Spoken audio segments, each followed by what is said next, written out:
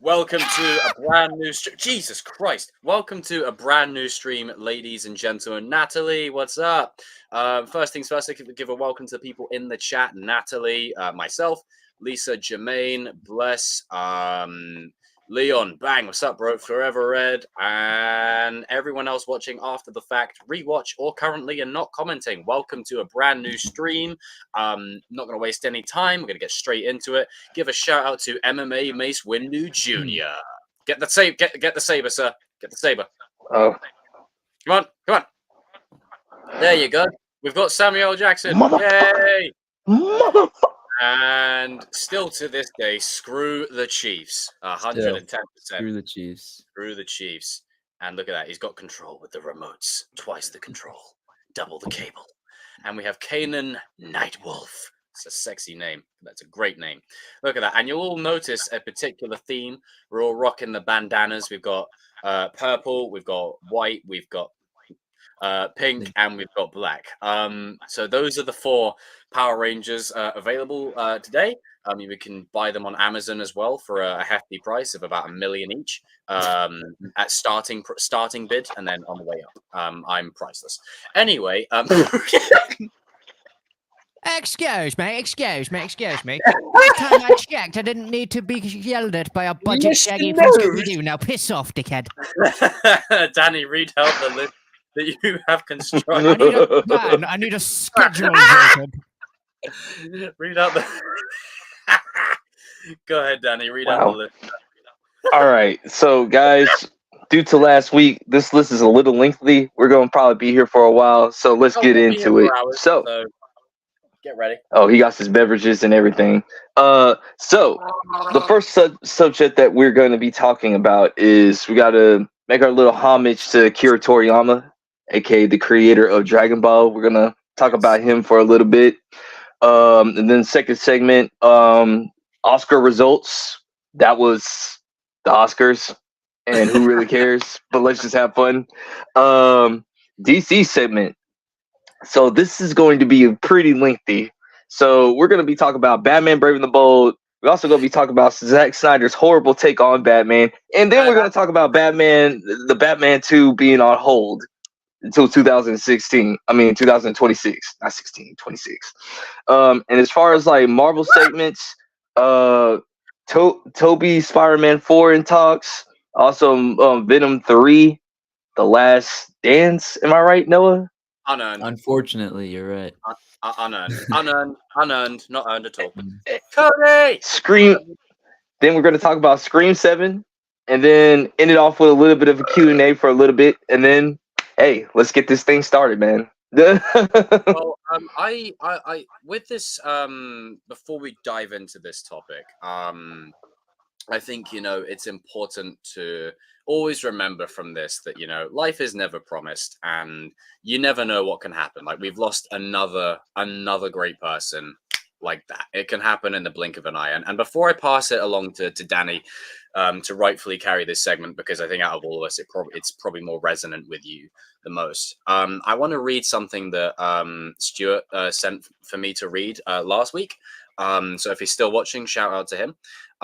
So in this, my buddy Stuart says, "Thank you, Akira Toriyama, for bringing so many childhood memories from your creation of Dragon Ball Z. On a personal note, thanks to your series, it paved way for me to be introduced later in life to the world of anime and manga, a world full of incredible stories, characters, imaginations, fantasy, and just worlds that are completely different to our real one. It continues to provide me with healthy escapism to get lost in a different world. In Western media, while I agree on a basic level with what they deal with half the time, I feel like as a customer, I'm being lectured left and right and center about how I should think and feel, but I never really get this with anime and manga that I read and watch. I just get great characters and great stories and really cool shit. It's pretty much thanks to you, Mr. Toriyama, that I'm able to have this. Rest in peace, legend. Your power to positively influence so many people around the world is over 9,000. And that was from my bro, Stuart. So shout out to him as well. Army Men Life. What's up, dude? And Danny, with that, I will let you take it away, sir. Appreciate it, man. So, guys, oh, man. This one hurt me the most. One of the most. number one will always be JDF, and number two will always be Kevin Conroy. But this one hurt me like a third. We lost a goat, Akira Toriyama. This man right here is an inspiration of like just imagination, man. This man just straight up like had a vision. Start off with like reading a book called Journey of the West. Ancient tale, been around since I want to say 1592 or whatever. That's when that story was made. It's a real old Asian story or whatever. Mhm. And man, from there, like he he just had an inspiration of just making this small little kid with a monkey tail and named Goku or whatever. And he just did a journey to the west with Dragon Ball. um you know and with that Dragon Ball was like a small little series or whatever. And I'm gonna speed a little bit up so that way some of you guys could talk about it. But then we get to Dragon Ball Z or whatever, which I think that's what everybody knows for where Akira Toriyama's work just shines, man. Because that's when we got like Goku, our man Vegeta or whatever, like this, like alien type of story. And like it went from just being like normal, like like journey type of anime to like an actual like a action hit type of like galactic type of battle feature, man. So I mean, because with Akira Toriyama, he like took some inspiration from Superman, Terminator, Jackie Chan Yeah, he's a movies, Bruce Lee movies. he's Oh a yeah, huge fan.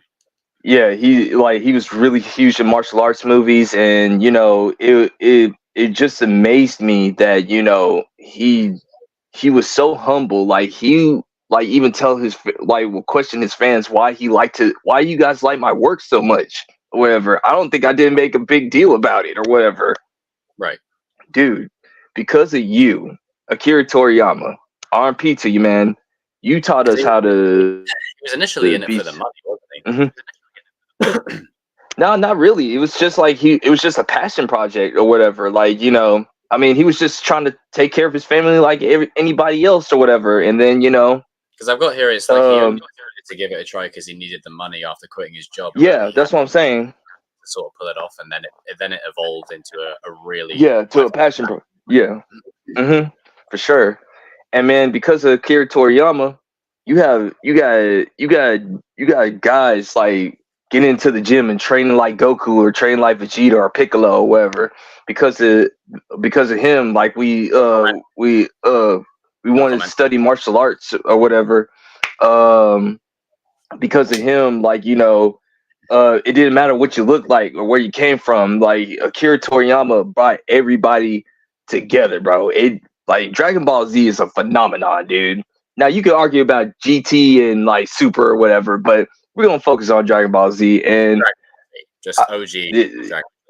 OG Dragon Ball Z, and it's a big phenomenon. Like like because of Akira Toriyama, this is why like shonen anime is like a big thing in America, because like that's how we got like hit series like Naruto, One Piece, Yu Yu Hakusho, Rurouni Kenshin.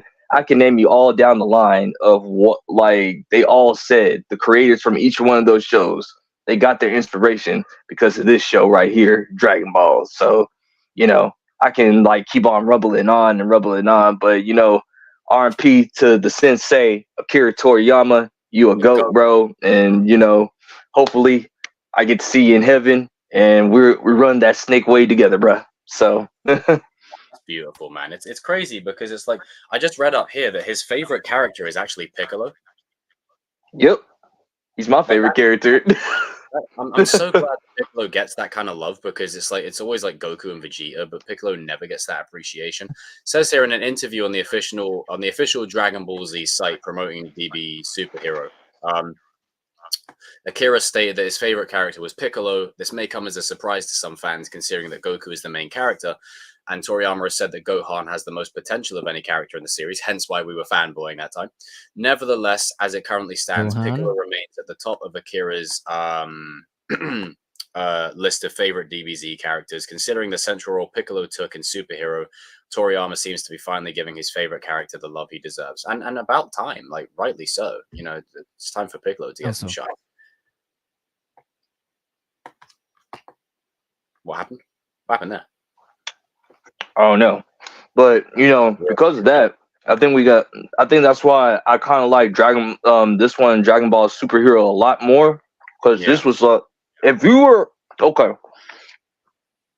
For everybody in the chat that's a Piccolo and Gohan fan, you was waiting for this movie forever. Like this one was for you. Like if you was a Piccolo or Gohan fan, this one was for you. Time finally happened. It's the best arc of the.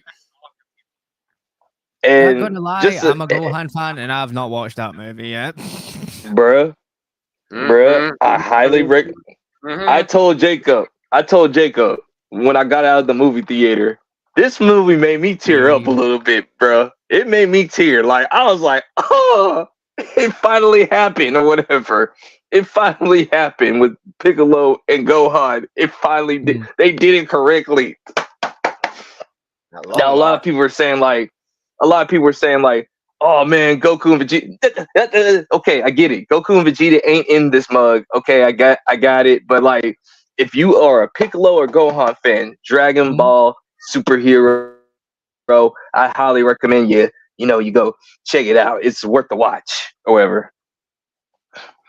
It's worth it. It really is worth it. And there's a good fact that I've got here where it's like Akira almost basically quit before he even was successful. He was so close to quitting as an artist because even before he even took off, because he only started drawing manga in order to make some quick cash. His initial plan was to quit as soon as he got paid.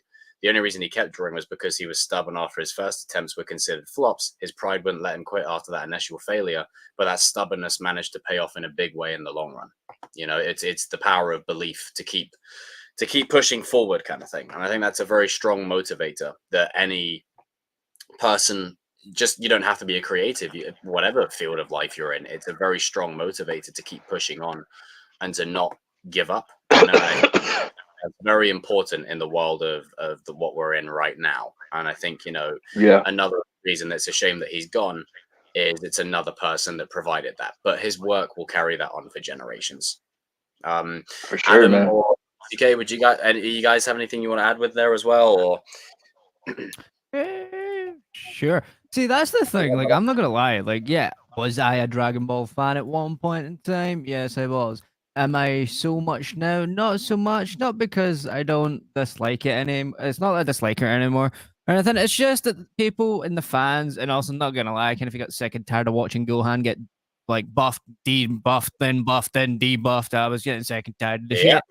So, to be honest, for me, like, I still do enjoy it. Of course, rest in peace to the main dudes. Obviously, I know fine well my brother-in-law will be hurting because that dude loves Dragon Ball even more than Danny does.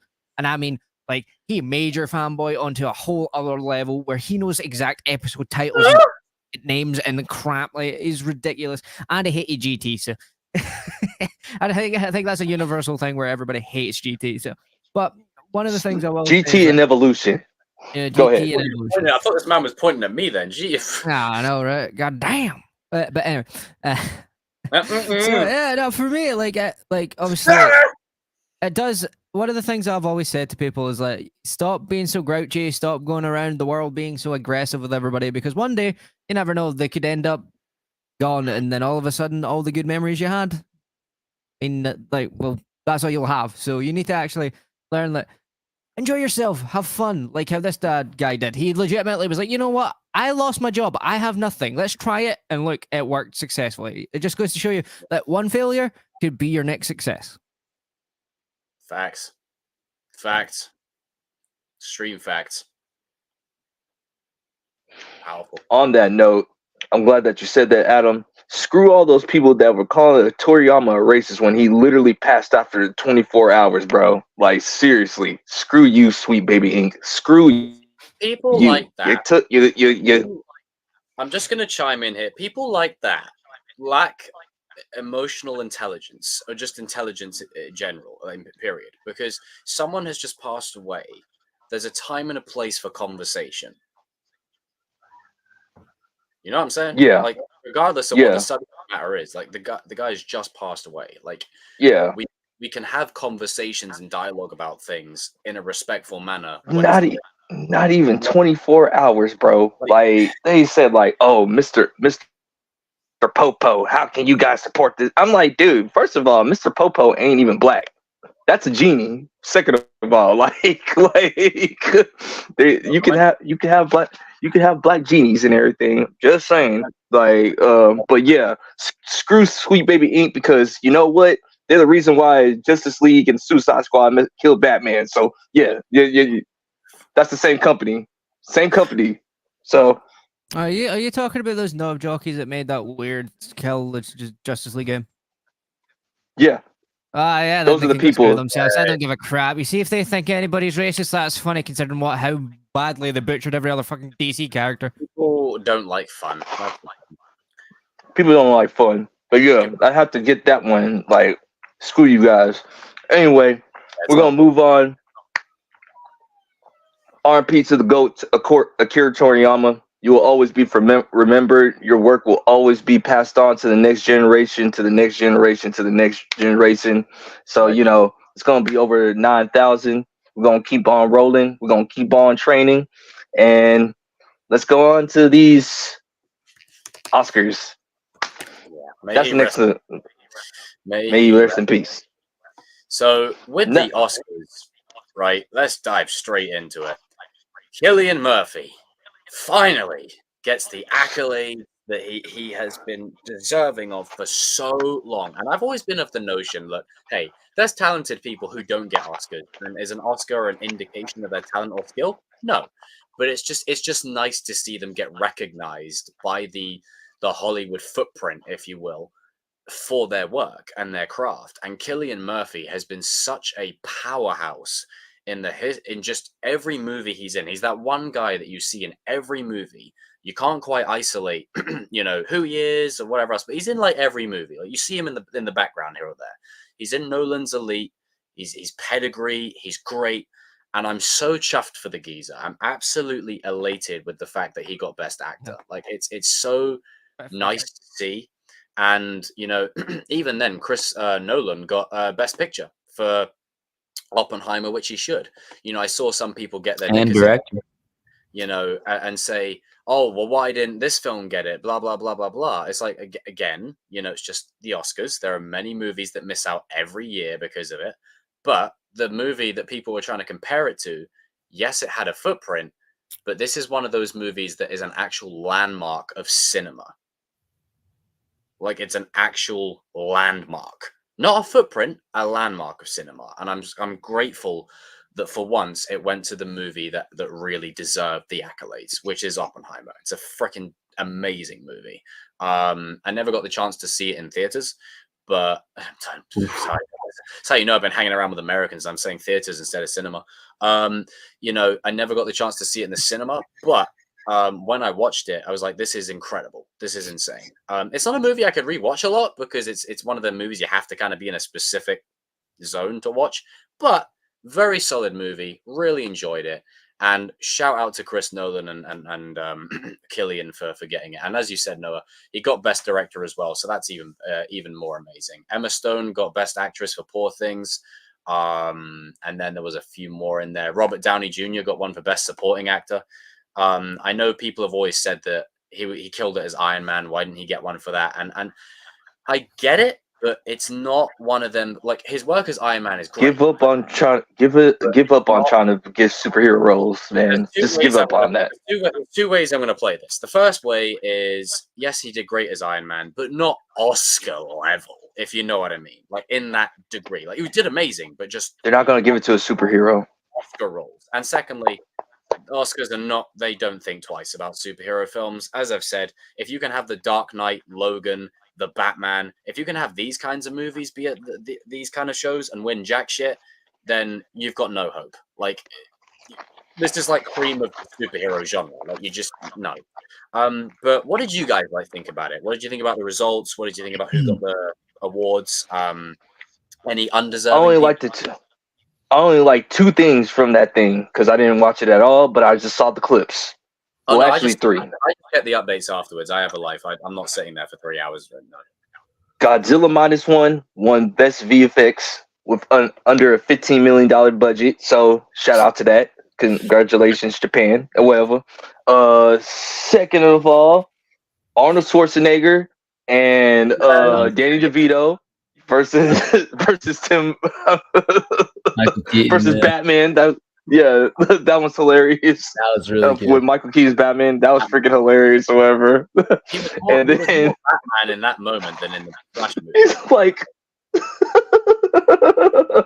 he just showed me the money kind of. Fuck. And then the last part. I mean, come on, Ryan, the true king of Wakanda, Ryan Gosling, Oh. doing "I'm Just Kidding." That was hilarious. He killed that. He is the only guy who could make that cool. That song is actually moving me up the wall now.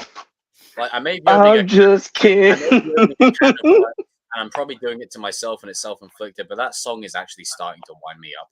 Like I see it I'm just kidding. Hey man, I kinda like Everywhere it. I go, I see bugs. and it's like it's so overly. It's everywhere. Everywhere I go, I just hear the same 3 words. I'm just kidding. Anywhere else I'd be. I mean, it's pretty good. That means we're all Kenneth, okay? There's an inner Kenneth in all of us. Noah's a 10. Come on. No, it's just a 10, great, guys. It's a Come on. great tune, but it's just so overplayed. That means we are Kenneth, okay? Like we're Kenneths. Danny, did you say the king of Wakanda? Yes, I did. Yes, I did. The true Black Panther. Anyway, like I say, disclaimer. Jacob, did you watch his Oscar performance? What? Ryan Gosling, did you watch it? I think it might change your opinion because I wasn't too over the moon about the song. Then after I watched it, I was like, You know what? Let me it's do a live it's just funny. really good. It's fun. It's actually funny. I was like, because everybody was making a big deal. I said, like, you know what the highlight was? It was John Cena walking out naked. That was the highlight. ugh, I didn't need to know that. I did not need to see the Peacemaker naked. No, thank you. Yeah. See it in the show. Ah, Danny, come on. Stop lying. That was your favorite part. Nah. Well, guys, I literally typed in "I'm just Ken" and it literally filled in the rest for me. Oscars 2020. It's really good, and It knows. It's the algorithm doesn't lie. We all looked it up. people are saying it's the best Oscars performance of all time. God. I mean, Nothing. Well, I think it's up there. Okay, It's here up comes there, the live man. reaction. I put it. There he is. He's stepping up. Like he's stepping up to the plate. yeah. It's just because he was just being like he just had no care of the world of doing it. That was just the hilarious part. He's laughing during it, like he's having a great time. The funny thing is, I heard that he didn't even watch the film. That was the hilarious part. Like he just like rehearsed the song. He's like, that's You know quite what? common with most actors. Like every actor I've actually like watched a lot of interviews. At 9 times out of 10, they're like, "Yeah, I don't watch my own movies. Fuck that." You know, fair play to him. All right, he's not taking himself seriously and he's having a great time. It's just the song in and of itself is just. Jacob's going to be sat 'Cause there if we- like having Vietnam flashbacks to this Well, song. the funny if you're a real Ryan Gosling fan, you know that he was in Remember the Titans, so he has some soul Yeah. power with him. I may complain about it now, but don't be surprised if on the next stream I just start rocking up with a pink blazer. I'm going, I'm just. I'm just kidding. You know what it is? It's like that, William. What a surprise! Like it's that same. William, what a surprise. Like I just hear it everywhere. You know, it's like when you're scrolling on Instagram, you just see the same. What's it? The new one where it's like, ugh, brother, ugh. What's that, brother? Like that's the new one. Like I'm hearing that everywhere now as well. Like it's just everywhere. See, I think I haven't heard that what one. the issue is that people's attention span is that so bad these days that it has to be one thing over and over and over again. I know it's just again, and like, just in case you missed it, by the way, like in case you didn't hear it, like in case you weren't aware. But yeah, Other than that, solid. He looked class. I'll have to watch the rest later on when we're not streaming, for copyright reasons. But it looked a vibe. I'll give him that. Like he can sing. The guy, he's got a voice. oh no, he could like Ryan Gosling back in the day. He can like actually sing. Like he was on La La Land, bro. La La Land. He's a like powerhouse. Like him and Justin Timberlake. But him and Justin Timberlake used to like be on the thing that was on Disney Channel years ago. Yeah, I mean, they used to Timberlake and Britney Spears for all on that. Yeah. But that aside, the Oscar winners were really good. And like, what's your consensus on it, Noah? Like, what did you think?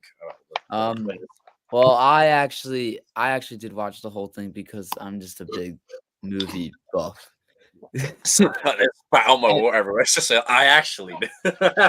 And also, God bless you. You took a bullet for all of us. The main reason I was really invested this year because this was like the first year where I watched pretty much all of the movies nominated for Best Picture. I watched like 8 out of 10, so I was really invested on who was gonna win. I know it was like unintentional, but it's just he said I watched 8 out of 10. Oh yeah. Oh shit. See, now that's funny. I did not pick up on that. Now that's funny because we got. Now that is funny, sir. That's how you do one. Carry on, Noah. That's how you do that one. I don't know how I missed that. All right. Anyway, I think yes, I agree with Jacob. Cillian Murphy, he definitely deserved it. I wouldn't have been mad though. I don't know if you guys watched The Holdovers, but a great movie. If Paul Giamatti, if he won, I thought he was spectacular in that movie too. I would have been fine either way, but I'm glad Cillian Murphy got it, and Christopher Nolan, long overdue. He should have gotten it a while ago. He should have gotten it a while ago, both Best Picture and Best Director, but I'm glad he got them both on the same night. I think that was pretty special. That's great. Like it's not stretched out. It's like getting him in one. Like yeah, two, it was the whole night was pretty much an Oppenheimer sweep. They won Best Score, Best Editing, all that jazz, and very, very, very deserving of that all. Robert Downey Jr. Great performance. It was like a no-brainer that he'd win. He won all the awards leading up to it, and actually like the first Oscars winner slate that I don't have any issues with for once. Yeah. Well, now that you speak of that, Emma Stone, who I really do, I like her. I think she's probably one of the best actresses of our time right now. Oh, for sure. I don't think she deserved this Oscar. I fucking knew that was coming. Lily Gladstone, who was in Killers of the Flower Moon and Mars. Right. Oh no, that's fair. I think it was a no competition that she should have won that. Yeah, I mean, the amount of Flower Moon was great. What she brought to that movie was insane, and she hasn't been in a lot of stuff. This was like her first big thing, and what she brought to the level of emotion she brought to that movie was insane. And Emma Stone's movie, I did not like at all. Poor Things, it's a lot of just sex scenes, honestly, and I don't really understand the hype around it all. But she was nonetheless. Emma Stone was. People want to show their categories. That's what it is. Yeah, that's literally all it is. Like you're telling on yourself with the categories of film that you watch. Sometimes people. Yeah, and Emma Stone already has an Oscar too, so I'm like, I don't know. I think what you mean. I think she would have been content with her being the runner-up this time, because she's already won it before. And like she was shocked too when they called her name. If you look at her reaction, she was not expecting. Oh, I saw that. Yeah. So that was the one thing I was like, I don't know. I would have given it to Lily Gladstone. But yeah, let me see. All the other awards I think were correctly given. I think as the award show as a whole, I think it was pretty good. It's too long, man. It's 3 hours long. They need a new host. If it's gonna be 3 hours, you need a funny host, and Jimmy Kimmel. Ricky Gervais. Exactly. I did watch a whole show with Ricky Gervais. I could watch it again. Ricky Gervais is the freaking man, dude. Jimmy Kimmel. Bring David Chappelle. Screw all that. Let's bring No, David no, no, no, Chappelle hold in. on a minute. Oh, Ricky Gervais, Dave Chappelle, Bill Burr, those people. Those are the kind of. Those are Well, the people. no, I'm not. I won't say anything about that. No further comment. But Jimmy Kimmel, I don't know why he hosts the Oscars so much. He's not funny. He's very boring guy. Like that sounds kind of mean, but he's too boring to host the He's biggest very award vanilla. show. Yeah, like he's not terrible. I'm not gonna say he was awful, but he doesn't bring anything special to a 3-hour show. It's like I'm watching Jimmy Kimmel's show. Yeah, But exactly. it's not like this particular thing feels special or distinct from his show. But John Mulaney, you guys know John Mulaney, right? He presented a category and it was hilarious. I think he should host. He's really funny. And yeah, that Michael Keaton and Arnold and Danny DeVito thing was really funny. Like that was really fun. That was really well done. And you know how these presentations, when these guys come up to present awards, it's usually never funny. And you're like, just get to the award. Yeah, just get to the award.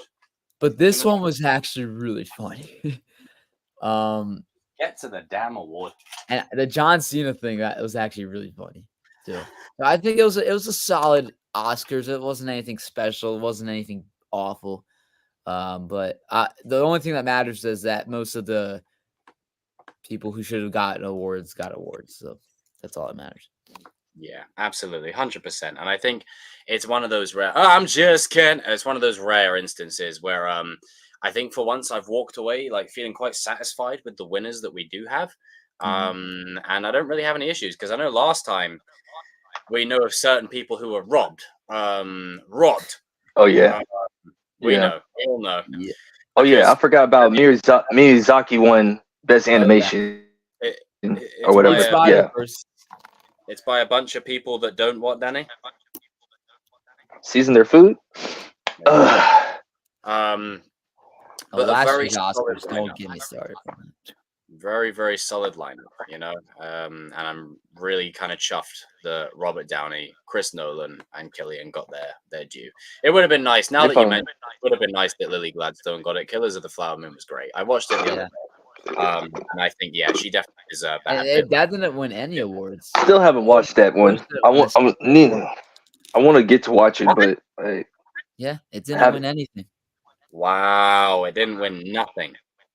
Well, DiCaprio was also snubbed. They didn't even nominate him, which I think. Oh wow, crazy. I hope they're not thinking. They don't like him. Hey, he's got his Oscar. We just don't need to nominate him anymore. Nah. It's like one of those things. They hate his lifestyle, so therefore, if they're not gonna like, they know what they're doing with that. It's like, yeah, that's what that is. Yeah, we can't go into detail on that one. If you're over 25. Also, one more thing I gotta say about it. The Oscars, they have too many Best Picture nominations. They picked 10. It's way too much. It should be 5. I think it should be 5. I agree. That's a good point. It used to be 5. John Kreese is right. Everyone gets a trophy now. Yeah, you know, if you're talking about the best movie of the year, Participation trophies. To make everyone feel included, because if you don't, then you're never going to achieve anything. That's a really good point. But the only problem with that is they'll never change it back now because they've got them kind of set. Oh, of course. You know what? They have it where it has to be 10. They have it like they have to do 10. Like it should be. It can be up to 10. Like if there are 10 of the best movies that year, then nominate them. But there's not 10 movies. Yeah. Like you have those few years where there's like a lot of good movies. But I can tell you already, this year, 2024, there's not going to be 10 movies that should be nominated for Best Picture because of the strikes and because of the slate. Like, and they're going to go back to basics, please. Yeah. And don't drag the show out for 3 hours. Yeah. Let's cut it I think down. the funny thing is, right, this is where they get it wrong. If it's a 3-hour show, who you have to host it sells me. I will gladly watch it if frickin' Dave Chappelle or Ricky Gervais is. If one of those guys are doing it, I will gladly watch for 3 hours. No problems. But if you don't have one of those guys, I just I don't know. The when I see Jimmy Kimmel, I just think it's like, oh, I'm down with the kids. Yeah. Like, I'm funny. You know, and the thing is, he's a nice guy, like great dude. And I want to be careful what I say. Not 'cause really. The internet Yeah. has Not a way really. hang on. The internet has a way of picking up stuff and recontextualizing it and whatever else. I don't need this to come back and bite me in 10 years. But it's just, I feel like, you know, sometimes changing it a bit would do better. At least just for me. Sorry. But I'm gonna tell you when Jimmy Kimmel was funny when he was on the Man Show. That's just funny, Jimmy Kimmel. Like uncensored, no f's given. Jimmy Kimmel, like straight up, the man straight up did a Carmelo blackface. That shit was hilarious, bro.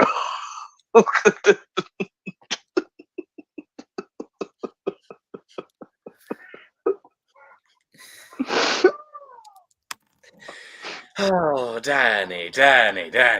Wow. Shit was hilarious. Could be worse. It But could that's be what.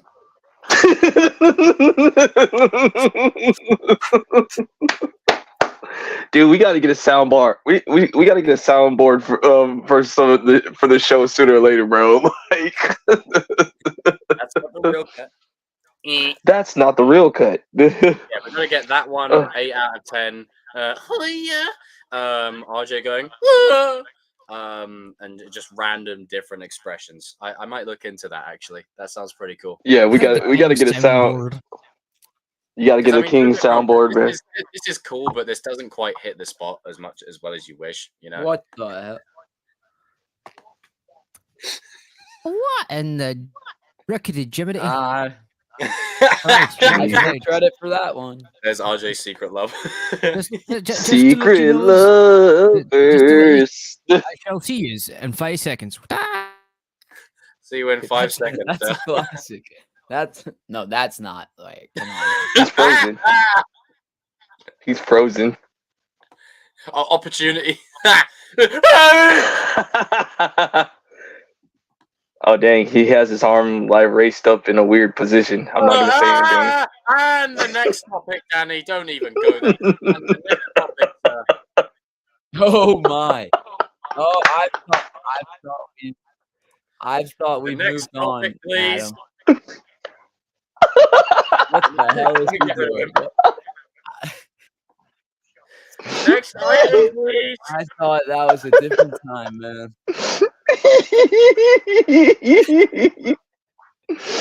I can't focus.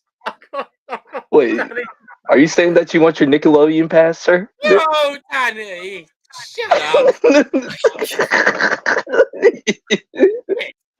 All right, let's go on to the next subject. No way they paused it on that, man. Oh, He's gonna. I already know Adam. He's gonna come back. He's gonna come back Yes, on me like no. a vicious ass writer, bro. It's gonna be hilarious. Okay, let's. there we go. All right, let's have some fun. Let's have some fun. Royalty-free quiver. All right. All right, let's have some fun. So Yeah, so what do you? we're gonna talk about. We're gonna talk about this Fuck you, one Danny. of the most underrated cartoon shows of all time, and I think Noah agrees with me on Oh, this yeah. one. Oh, I'm excited for that. Oh gosh. The Batman, Brave and the Bold. That cartoon is so underrated. Noah, I'm gonna let you take over this segment real quick. Give me one All second. No, I'm not falling into that trap again. All right, so yeah, the Batman and the Brave and the Bold was like my first, world into DC. Right. It literally taught me every beautiful. collection. It taught me about every character from Green Arrow to Blue Beetle to Vixen to The expanded list. so literally this show had literally I think every DC character pretty much. Pretty much everyone. A-list to F-list. Oh, it had Bronze Tiger. It had Yeah. And Yeah. then, you know what the Blue beauty Beetle. of it all was they all had their own episode. It wasn't like it was a Yep. cameo. They all had Jonah their Hex own had an episode. episode as well, didn't he? Who? Yeah, Jonah Hex. Jonah Red Hex. Tornado. Yeah, he Yes, had Jonah an Hex. episode. And you got to know those characters from that like quick 20-minute episode, and it was great because I was really young watching this, and like I knew all these DC characters just from the show. I know everything. I knew pretty much all about them, and it's just a fun show, man. Like you could. I'm no joke. I was watching it earlier today, and I totally forgot we were talking about it. I was watching this episode, and it's a kids show. It's made for kids. It's like it's not dark. But it doesn't feel like it. Yeah, it's not dark at all. It's made for young kids, but like anyone who's a DC fan can appreciate this show because it's I literally appreciate it. it's a love letter. It's a love letter to DC because of all the characters that it talks about and has in it. There's one episode about Joe Chill. What do you know what I'm talking about, Danny? Yeah, it's like in the second season, season 11. It's about Batman and his parents dying, but like Yeah. it's about Joe Chill. Yeah, That's like the one dark episode of the show, and it's brilliant. Like it's so good. That was like it taught me about Batman. I will always love real this show. quick. Yeah, exactly. It's like 20 minutes. In 20 minutes. Fly by. I grew up on the show. It was and then I started watching, I watched this actually before like Justice League and Justice League Unlimited, and then I watched that after. Yeah. But I think I'll always have a special place for the show in my heart. It's funny. It's actually really funny at times. Yeah, it's pretty funny. The ending, the last episode of the show is crazy. Like it's the Yeah. ultimate fourth wall break. It's the ultimate Yeah. fourth wall break for a It kid's puts show. Deadpool to shame, bro. Yeah. It puts Deadpool to shame, bro. Deadpool's got nothing on Batmite, bro. Yeah. So It's great. If you haven't checked it out, it's such an easy show to watch. should And probably there's give it a only 3 rewatch after seasons. that. I wish it went on longer because Yeah. it's so good. And yeah, I had to buy these like because like I was watching like clips or whatever, and I said like, you know what? Why not? Let me just go ahead and buy the whole entire thing and just like And man, listen, from a guy that watched pretty much almost every single Batman content, this show is underrated, bro. Like So this underrated. is underrated. Like I have watched Batman the animated series. I've watched Batman the animated series. I watch the Batman, Justice League Unlimited, Batman Beyond. I've watched almost every single Batman content that you could think of, and this one is if you're just a Batman fan and you just want to have fun, this is the show for you. Like if you just want to have fun, turn your mind off, not think about anything, this is the show right here. I mean, listen. They put all the elements of every Batman into this one. They had like Bruce Timm's Batman with the seriousness or whatever. You had the Batman with the different kind of graphics and animation, but then you also had that campy Adam West type of Batman. But it's like seriously funny though. Like it knows it's aware of itself or whatever, and very meta. It's really meta, bro. There's even a one episode on here, and TCK knows what I'm talking about, where like Batmite actually like redid that Scooby-Doo movies episode with Batman and Robin or whatever. Like, because he was saying like, back in the day, you guys couldn't punch or kick them for real, so like, no, let's just redo this scene right here. I was like, yo, He did. Yeah. Well, It's hilarious. Series, I'll give this one a rewatch. I haven't watched it in so long. Like I watched it on Cartoon Dude. Network airing. It was such a fun show. Because the thing is, I watched the show in and out. Like when my little cousins used to come over, I was like, okay, like I watched it, but like you wasn't really watching it. You're just making sure they don't like kill each other or whatever. Like like Yeah. You know what I'm saying? You're just watching them. At it, Yeah, however, but then now when I like got down and like actually sat down and watch it, and I'm like, yo, this is funny. This is pretty dope or whatever. Like, yeah, this is pretty dope. There we go. He finally got it. But yeah, man, like Batman Brave and the Bold. I think you should all check it out.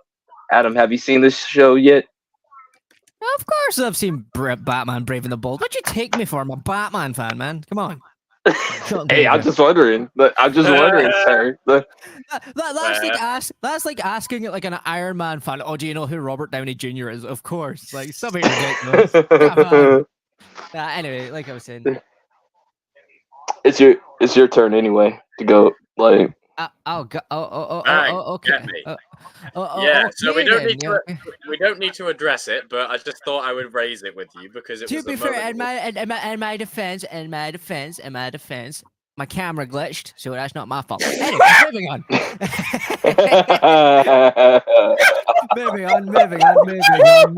moving on. Just want to quickly apologize to Noah.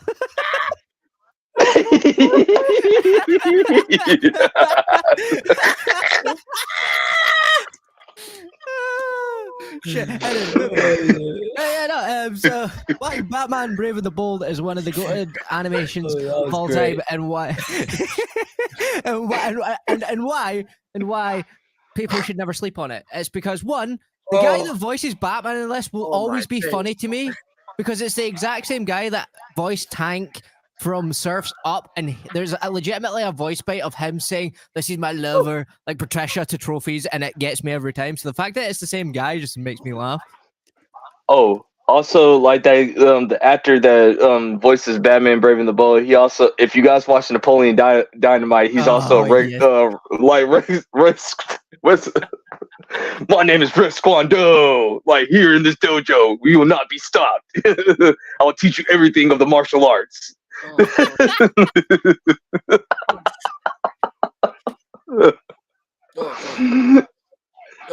Oh man. But yeah, this show is definitely due a rewatch for me. Like I remember having some really fond memories of this, like watching this.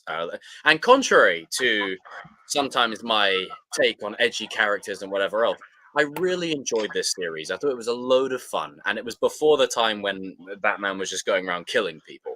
And all right, there's levels to this. Not that far. He actually did it in the show, so that. Not that he actually far. did it in the show. Hey, he actually did it in the show, so like. Jesus Christ! Fuck it. If you can't beat him, join him. Take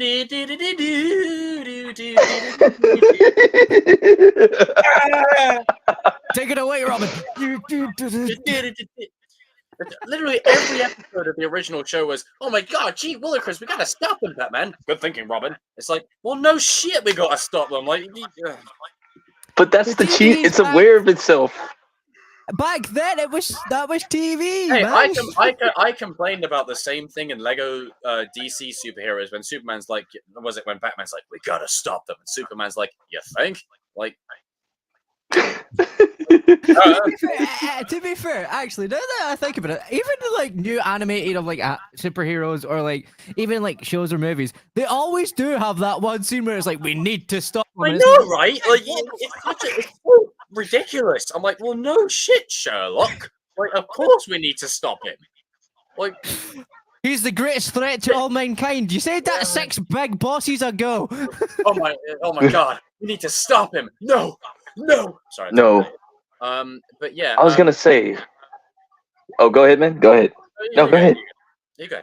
Oh no, I think one of my favorite episodes is when he's You go ahead. Just you go ahead. Like when he's facing when Captain Atom didn't like respect Batman because he was human or whatever, because he was like, oh yeah, you remember that song? Yeah. Who are you? Just a man or a Superman? Yeah. Yeah. Yo, low key Aquaman is like the GOAT in this movie. Like he's hilarious. Bruh, like y'all think Aquaman is like cheesy here? Like, I mean, cheesy back in the day. The cheese is turned up in here. It's grilled cheese, bro. Like Nah, he embraced it in this. This whole entire show, they embraced their campiness, man, and I freaking love it. Like I freaking love it. Go ahead, Jacob. I know I really interrupted you. Yeah. No. That was a moment where we just cut each other off. It was like RJ and Darius's one will always be my favorite to this day, because it was like, no, you go ahead, RJ, you go ahead, Darius. No, you go ahead, RJ, you go ahead, Darius. Oh, fucking hell! Like it was hilarious. But anyway, Yeah. all I was gonna say was that I would love to rewatch this series now. I was like, I know you guys have been telling me about it for a little while now, and it's been in my Rolodex catalog for a while. But now I'm kind of more inclined to watch it and check it out, because when it was on when I was a kid, I only saw like episodes every now and then before school. I didn't get a chance to like fully immerse myself in it, and it was at that point where, you know, you're a teenager, and you know, I was being ridiculed for being a nerd, so I rejected my passions for a little while. There's some deep rooted shit there, but you know, I never got to finish in the Bold or anything like that. So I would be tempted to rewatch this entire show from scratch. I'll add it to my catalog. It's on the list. Yes, add it to the list. Add it to the You list. can put on literally any episode. There's no like order. Yeah, it's a lot of them are not even connected. You can like put on an episode. Like more like serial. Yeah, it's more like like a 90s sitcom, which it never actually went anywhere. It was just random fucking episodes, and then all of a sudden they might have a 2-parter. Yeah. Okay. Yeah. But no, honestly, it's I think you guys will agree with me. The Batmite episodes are freaking hilarious. Like those ones It's out of this are world. like amazing. He's like, he made fun of every single Batman, which was hilarious. Yeah. He says like, no, not this suit, not that suit. No, this is horrible. Like, before we inevitably transition, I do want to preface this again that I really am a huge fan of. I know it's going to sound weird coming from me, but I'm really a huge fan of the way this, from the clips that I've seen the last few days, of the way this show has kind of merged Adam West's Batman with a little bit of Michael Keaton, and a little bit of, I guess you could say, Val Kilmer. You know, it's got a decent mix of everyone in there, and it knows when to take itself seriously. It's quite lighthearted and fun, and you know, I think on the subject that we always talk about, where like, you know, we want realistic superhero stories and whatever else, sometimes it is important to remember the reason why they were created in the first place was just a bit of campy, fun, cheesy escapism. Batman in the house, you know, a bit of fun, cheesy escapism. So fuck it. You know what? Yeah, why not? I mean, it's just like I told Adam when I first met him. Like, people gotta realize that Batman used to be campy. Like, I don't understand. Like, this, like, I don't want Batman to be. Yeah, well, Everybody needs to realize at one point Batman was a campy little man in a bat costume with a pair of pants over his costume. Now he doesn't have the pants, but he used to be like Superman and he had the panties. Come on, people need to realize superheroes were originally created for children. Yes, everything. It's almost like people always get annoyed. You just said a bad dude. The hate comments are coming your way. Oh no! But you know, well, do you know? No, you just said a bad word, sir. Sorry. Can we transition, because I want to carry that straight into the next topic, because I've got some gripes I want to say, because the reason why I bring up, we need to remember, right, and I'm saying this for once, we need to remember the roots and the campy fun of it all, because certain individuals go a bit too far. Yes. So Danny, okay, I guess we're going. Are we going there? Set it up. Execute. Let's go. We're doing it. Okay. This is good. This is going to be fun. I think this is going to be fun for all of us, because I hope RJ arrives during this segment. Mr. Payne. I can't believe I have to talk about this. You know what? I'm going to say this. Snyder fans, you brought this on yourself, okay? You brought this on yourself. Your Lord and Savior Zack Snyder or whatever did this or whatever. So Zack Snyder basically just said, screw the lore of Batman. I'm going to do it my way. And basically, he just became like every single Hollywood pundit that was how they feel about superheroes. Thanks a lot, Zach. And what is your guys' thoughts? Starting with so I'm Jacob. Not wasting time getting right into it. You can't do that. You cannot do that. There is a legacy and a history in place for a reason. It doesn't mean you don't make it your own, or you don't put your own spin on it. We were sat here literally talking about Batman Brave and the Bold, and how it's not too much like Adam West, and it's not too much like, let's say, Val Kilmer, but it's like a mixture of things, right? But there's no character assassination in there. Okay, and this Zack Snyder DC discussion, it's like a rash on your ass that won't go away.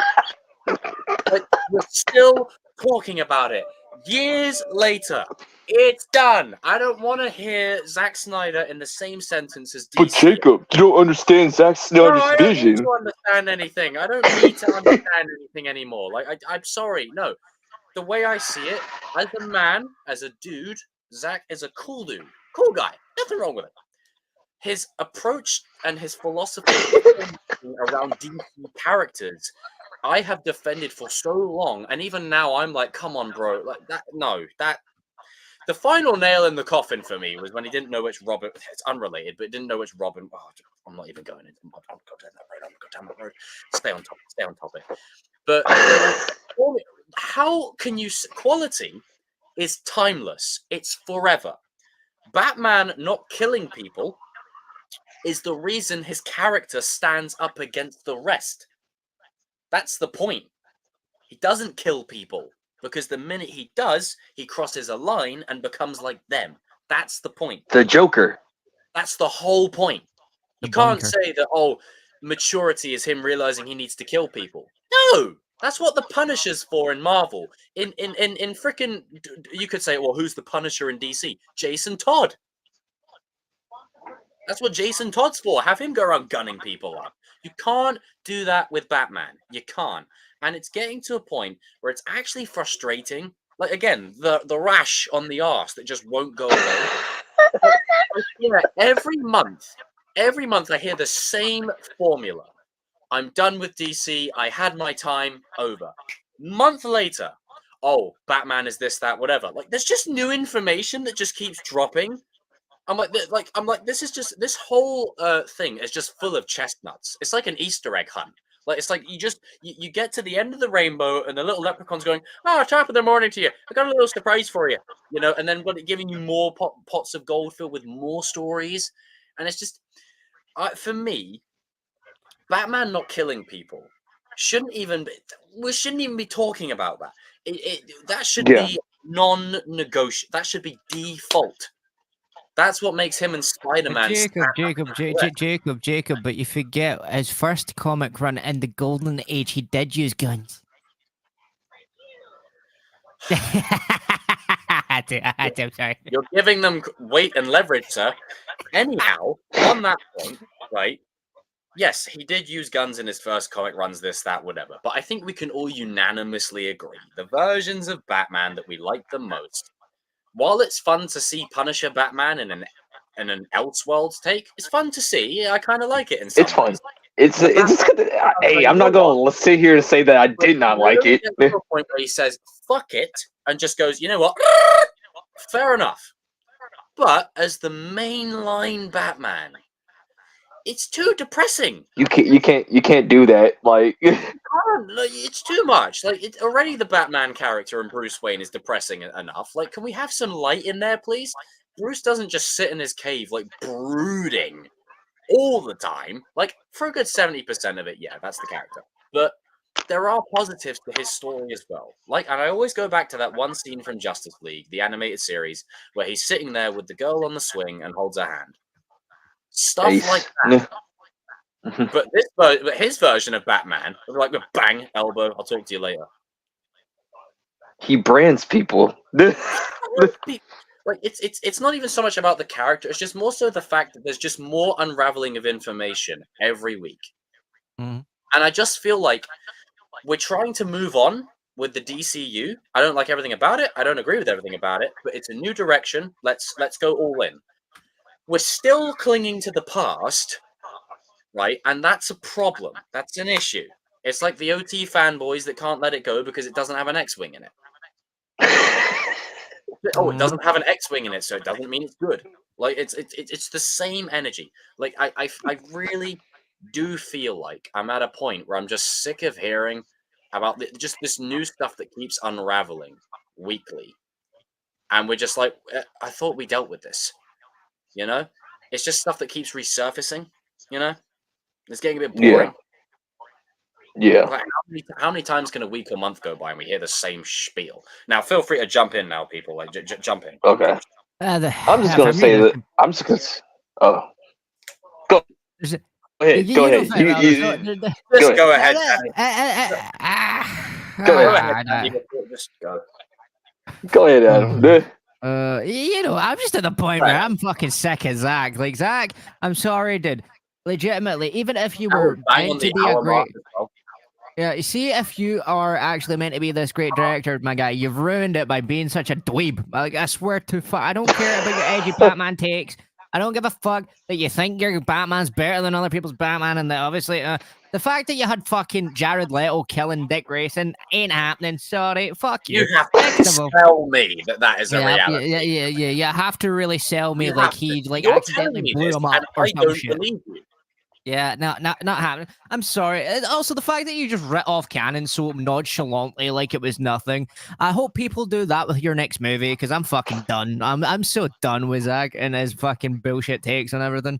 Yeah, cool. Is he edgy? Yeah, cool. Can he do a cool cinematography every now and then? Sure, cool. Yeah. Was 300 a badass movie? Yes, I'll give him 300, and that's about it. He can piss off now. I'm done.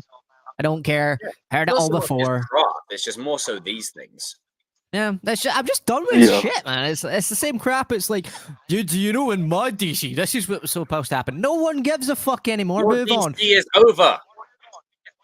James Gunn's coming at the helm, and hopefully he doesn't fuck up like you did. So, like, all we can do is hope for the best for later on. We can't keep sitting there. I need therapy. I don't need therapy. I just need people to realize that these characters, as TCK pointed out once, are for kids. And yes, we do love them. We do have our passions for them. We're always going to love them. Yeah, do they have more of an adult take now? Yes, they do. But at the end of the day, right? If you want some edgy Batman sitting in a bondage outfit killing people, then cool. Go do that in your own movie. Don't be putting it in our movies. No, just to leapfrog onto what you're saying and carry on as well afterwards, I'm just going to throw this in there. It's like the same people that want Power Rangers to be for adults. Is it fun to see? Sure, but it takes away from the magic. You know? Yeah. There's only so far you can go. We're going to toss your... But on that, like when it comes to the kids stuff or whatever, like us as adults, we still like this stuff, but we also want it to be good too, like because we know what it was like being a kid when we watched it and everything. So like that's why they say, oh, you can never satisfy you fans. Yes, you can if you just get a good story. That's all it is. Like, you know, story. Don't be a dickhead about it, and don't write off years and years worth of canon because you think your big purple balls version's better. Piss off. Stop going. Right, I'm going to say it. Stop going against the grain just because it's popular and it's edgy and it's contrarian. Game of Thrones ruined TV. Just to I'll be say on the other side of the fence. You know how, like, let's say, for instance, right, we all have our opinions on, and I don't want to open up a can of worms, it's just for this argument's sake. We all have our opinions on Heath Ledger's Joker, right? We all have our opinions on that, but we can all unanimously agree his accolades very much deserved, okay? Yeah, his very accolades are deserved, yeah. Yeah, we can all agree on that. Yeah. There's someone that literally comes in there just to be edgy to combat it. You know? It's just like there has to be someone on the other side, and that's just for an example. Yeah. It has to be someone on the other side of the fence that has to be against it because it's like, hey, I'm being different. See, well, that's what I was going to talk about anyway. Like, I was basically just saying, like, you just ended up being just like everybody else in Hollywood, bro. Like, you literally just did it. Like, you just confirmed it right there. Like, why fans have to... Are you confirming he doesn't season his food? He doesn't season his food, okay? Like, listen, like, you be like everybody else in Hollywood right now, man. The same people that says, well, this is my take on Batman, and you know what? I'm just gonna ruin your childhood because you know what? I just feel like it. Like, I think Batman not killing is stupid, so I'm gonna do it anyway. Doesn't that sound familiar? Like Taika Waititi with Thor. I can't wait until I make my own version of the Kings, and we're gonna make Noah just randomly. He's gonna be like completely different. Jacob's gonna have like a fucking tie-dye shirt on with a fucking mustache. Fucking Danny's just gonna, you know, because it's my take. Danny's gonna be white for a change. You know, it's just because that's what it's supposed to be. No, but Adam, it's your truth. It's your truth, sir. Nah, Oh God, don't bring that up. It's totally my truth because like I'm just sick and tired of all the haters hating my movie because clearly it's no better.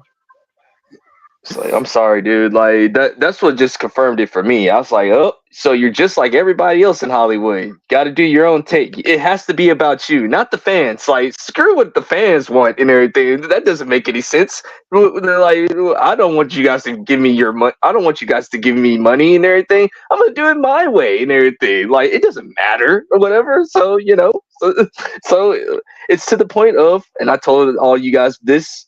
Hey, it doesn't matter what universe is. If they don't care, why should I and everything? So Yeah, it doesn't matter and everything.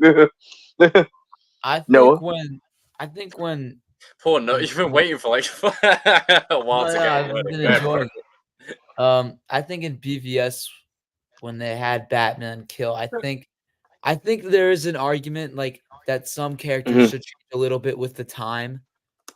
So like what they could have done, and I think what could work is, you have Batman start out killing and then he learns, not to. I think that could be, a different approach and also stays with the time. And, that would work. That would work. That would actually work. But that would work sense, and be true to the original story as well. So you could work that. That's a character arc. That makes sense. See, a fan made that up. Not you. RJ. Get on here I swear right to now. God, RJ, why are you always late, man? It's like nearly 3 a.m. here. Like, get on here, sir. I think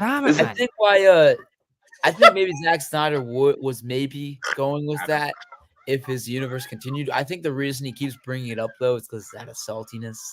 He wanted to finish his. I'm glad he wanted to finish his story arc, but he didn't actually have a story arc to finish anyway. That's why he keeps bringing it up. He wants to stay in the news. He wants to stay. He wants Yeah. He wants this. He wants right now. Like his protectors will protect him at all costs. Actually, speaking of which, what was Zack Snyder's last movie? No, I was about to say, if you look at the recent movie he just did on Netflix, that shit bombed. Like, he got a low movie. Nobody liked it. Rebel Moon. Oh, yeah, Rebel Moon. It's strong for like the first minute, and then yeah. So it's bad if you no. You know it's bad when Kathleen Kennedy turns down your script. Wait, what? Kathleen Kennedy turned down his script?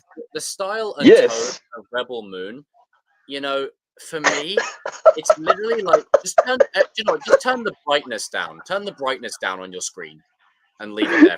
Adam, look at his face. Dark, moody, depressing, and quite frankly, I've seen it before. Like, it's just a discount Star Wars.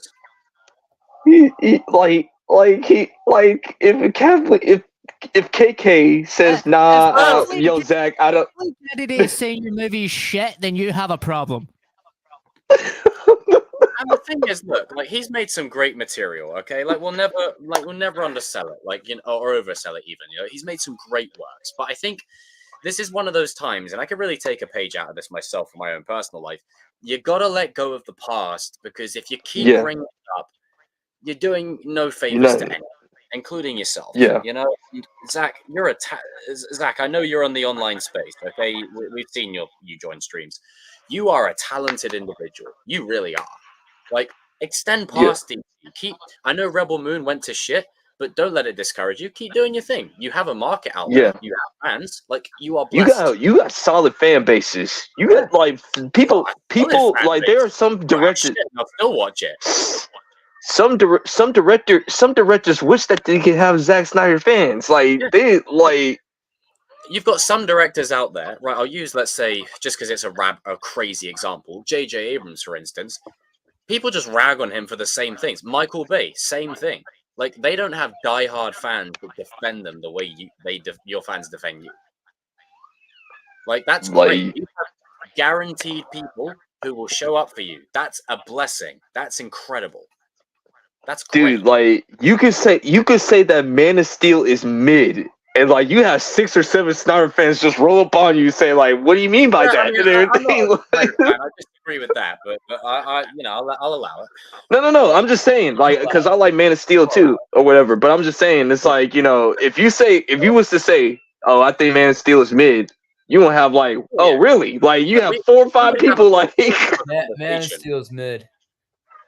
I'll allow it. I disagree, but I'll allow it. But again, like I'll allow it. But if I was a Zack Snyder fanboy, it'd be like, hello, like Jesus. And Rebel Moon was boring as shit. Yeah, that I don't know what that was, bro. I was like watching it, Again, and I was like, one man's porridge is another man's oatmeal. So someone else out there may enjoy it. Okay, so and there's an extended cut of that movie. like take for instance, we all have movies and what face is that you're making, Danny? What the fuck? You're like Danny. You're like, Dude, there's an extended cut of Rebel Moon. There's 2 more hours of this movie. Wait, what? ow! Yeah, they're releasing a part 2 and 3, right? Yeah. So this is what. Zack Snyder, please go back. See, and, this is. Can you just pick See, a like. cut? Can you pick he a has thing his and exi- go back, please? Just pick a thing and stick with it. So he has a 4-hour extended cut for the first part, and then there's a part 2 to this movie, and then he has an extended cut for that part, and then he wants to do a prequel to this movie or whatever. So like, It's not fucking Star Wars. Piss off. Oversaturate. Do we have to keep doing this? It's too much. Oh. I'm sick and tired of this shit. Zack Snyder, I'm sorry. Please just stop making movies for a while. Go home. Go see your wife and kids. See how they're doing, please. Just do that for a while, then come back. I'm sorry. Hold on. Walk before you run. Rebel Moon hasn't even established itself to earn a prequel or whatever. Say what you will about Fast and Furious. At least the movies earn a sequel in some way. Crazy and stupid, I know, but they still earn it somehow. Like this right here. This is not the way. This is ridiculous. This is the Batman way of what the hell are you doing? Seriously, we need a real life Batman to just go see Zack Snyder for 5 minutes just to beat him up, just to get him to like see sense. If people like Rebel Moon, that's fine, but that's like not the main thing of what we're all that's trying not to the make. problem. The problem is just this itch that just won't go away. Like Zack, they've moved on without you. Like I even said it the other day. You know the guy who played Arrow, Stephen Amell. Like he's great, and I think he's an awesome dude. But he made a comment on James Gunn's comments and whatever else, and I'm like, dude, he's trying to rebuild a universe from the ground up. He's had a lot of shit to clear out of there. This is where I'm actually sticking up for him for once. He needs to stop talking on Twitter. But in general, James Gunn has had a lot to do, a lot of cleaning house, Yeah. and sometimes you can't please everyone. Like take Peacemaker season 2, but it's part of the new canon. Oh wait, that actually reminds me as well. Apparently, like James Gunn is open to the idea of having Grant Gustin come back to play Barry Allen, which I would be okay with. Yes. Yeah. Get Ezra Miller. It seems like they're actually open to the idea of Grant would come back if it's James Gunn, and James Gunn seems very interested if it is possible. Amazing, he's perfect. I think that's the way that should go, but you know, that's just what I'm saying. Like, just bring him back. Like he's perfect. He's the only one that makes sense. He's played him for 9 seasons. He might not. That's true. That's fair. But I think Grant loves the character, and he's so he just needed a break. That's all it is. Yeah. Like honestly, he just needs better writing. He was brilliant. Yep. He was great. Great casting. He was a great character. Yeah, people could argue, but he's not blonde. Then dye his hair blonde. It's not hard, man. Dye exists. It's not that hard. He doesn't dye his hair blonde. He's good either way. Like exactly. See, I like his hair. Like that's what I'm saying. I've always liked Grant Gustin. Your hair is dashing too, sir. Oh, of course. But see, when it comes to Grant, like I just think he's the best like option for Flash. If obviously the original actor for Flash, Dawson's Creek's dad, like you know, I would have loved him playing Flash because they actually at least resemble the character and have that sort of style of the character. Where I think a lot of the times when it comes to these like DC characters, and especially when it comes to the Zack, they didn't know how to cast people correctly. They were set like they got some castings really right, and then the other ones were so badly wrong. I was like, how can you like? Also, I'm still not going to ever forgive them for giving me Aqua buff. I'm sorry, I never wanted that. Aqua buff. Aqua buff. That's what I call Jason Momoa because Aquaman is not meant to be overly buff and long haired. He's supposed to be scrawny and look a bit stupid, and that's what I like about Aquaman. You know, I don't mind the I stronger think they were take. just Like, at copying least off if of you're the gonna do Justice League. the I think they Justice were League one, at least copying it was off of Justice League. Yeah, Unlimited. Yeah. Yeah, yeah, I get what you're yeah, on saying. Justice League and But Justice League Unlimited. There was like Yeah, a moment there I where there was think he just was like supposed to power lose strike. the hand so he could get the harpoon or whatever. So, yeah. I mean, I look, don't you care. know, DC is in an interesting space, and again, I bring it back to this point: we don't agree with everything that James Gunn or DCU or whatever is doing. Okay, we've all been burned more Definitely than not. one way. You know, we've all been fucked over, but it's the result of the Yeah, incompetence past 20 years that led up to this point, and they're doing what they can. yeah, They've cleaned house. They've got rid of a and they load also need money too. out of there. Like they've got some stuff out of. I'm sorry, there's some stuff in there that was just bad. Oh, these shows could have carried Legends of Tomorrow. No, it was bad. Get it out. You're tarnishing Legends the of brand, Tomorrow. damaging What the you want? brand. The only thing that's like somewhat worth watching is just Superman and Lois. Other than that, Yeah, like that I recommend quite a lot. I mean, we already talked about it, but that poor show, man. that poor That- show, man. Yeah. Why That is was a it, right? good Or show. off the shows quite decently, and then it goes to shit. Or like this is the only one last show that's left now. Because the Flash started off decently, the Arrow started off decently before they made it Batman 2.0, and then Yeah, I agree with and then you know the one last saving grace was Superman and Lois, and I bet you somebody's gonna be like, "What about Supergirl? That was good." Like, if you No, think it wasn't. that was good, that's cool for you. I wasn't a big fan of that show, so whatever. Supergirl wasn't good at all. But like for me, Yeah, it's just like, Superman. there isn't much to save. Like there isn't, and also sorry, Zack Snyder's version of the Justice League, I don't like it. The only one, the Gal Gadot was like the best thing out of all of it, I would argue, and Ben Yeah. Affleck was the best casting for Batman. Other than that, though, and I obviously really you like know, Ben Affleck's Batman. Like him, Yeah. his Great. Yeah, I take. He did. grew up. Initially, when he mean, was I'm cast, I didn't. I just saw Daredevil and was like, eh. But when I watched it, I was like, do you know what? yeah. Grown up, like old man Batman. Yeah, I buy it. I buy it. He works. I mean, like when he got the blessing for Kevin Conroy and saying that Kevin Conroy said that was his favorite Batman of all time, I was like, hey, you got the blessing I know from we the love GOAT. Robert Pattinson, and I know all this, that, whatever. But I saw a video once that said it perfectly. Ben Affleck, the best Batman that never was. yep.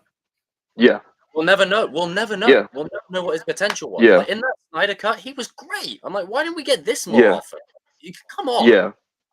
Because they asked because they asked Kevin Conroy, like, yo, who's your favorite Batman? And he said, like, well, I like all of them, but my favorite one is Ben Affleck. And like everybody was surprised, like really, like it's like because he said it just reminded him of it reminded him of Batman the animated series a little bit or whatever. Minus We got killing, of Batman. course. Come on. RJ, you've arrived, sir. Would you like to bless us with your thoughts on the matter, sir? The thoughts that I've repeated for 50. Yeah, I would like to hear it again. If one of us gets hurt, we all get hurt. So I actually watched that Joe Rogan podcast that he had with Zack. Joe Rogan experience. So Joe Yeah. Rogan. The Joe Rogan experience. okay, this is my The issue. goat has arrived. He's gonna talk the most shit. This is my issue with his comments. So he says that like he went to Warner Brothers and they're like, "Oh, you can't have Batman kill."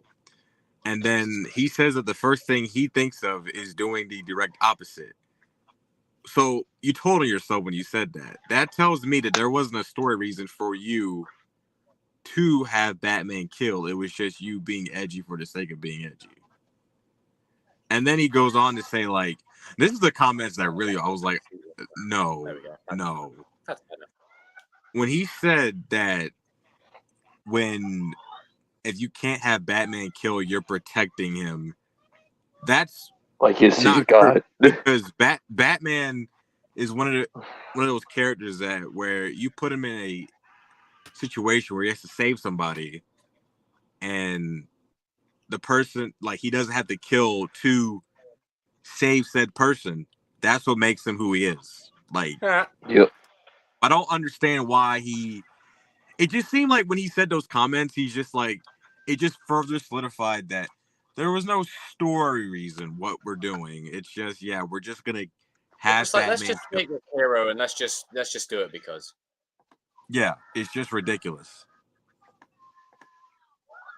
Don't understand it. I'm hearing like children screaming in the background. What the hell's going on? It's not me. I'm in my car. Dragon Ball Z. My bad. You're right, sir. But Danny like, and his TV, man, every time. Like, I like what you said earlier, Jacob. I was listening while I was at work. You said that Snyder. Say that again, RJ. I was listening to the stream while I was at work. You said that the Snyder fans were like, it's like a rash on your ass that won't go away. Yeah, it's a rash on your ass that won't go away. It's the reason certain businesses are still in business. Yeah, it's like I don't understand why. Even Grant Morrison. There's nothing wrong with being a good, honest to God, white boy. You know, when Grant Morrison comes out of retirement and just says, "No, Zach, you're just wrong. You're just wrong." Like, dude, and like I think Zack is a good dude and all. It's just like you don't understand. He clearly doesn't understand comic book characters. Like. Or even then, I'll extend you one further. He understands it. He just doesn't give a shit like that. Like he's more open. Tiger Waititi, Superman. More open to being eclectic. You know how we complain about Taika Waititi going too far on his end of basically the porn spectrum of things. I'm just gonna call it what it is. Like you're telling on yourself by the work you're creating. Like you're literally telling on yourself. Like you got bloody fart jokes and stuff in there, and Zeus throwing lightning bolts around and measuring the fucking Jesus Christ. Lightning forts. That's another. That's a separate conversation. That's another time. That's a separate conversation entirely. No, because like, but no, it's like the point is that dark, depressing, and broody. There's levels, you know.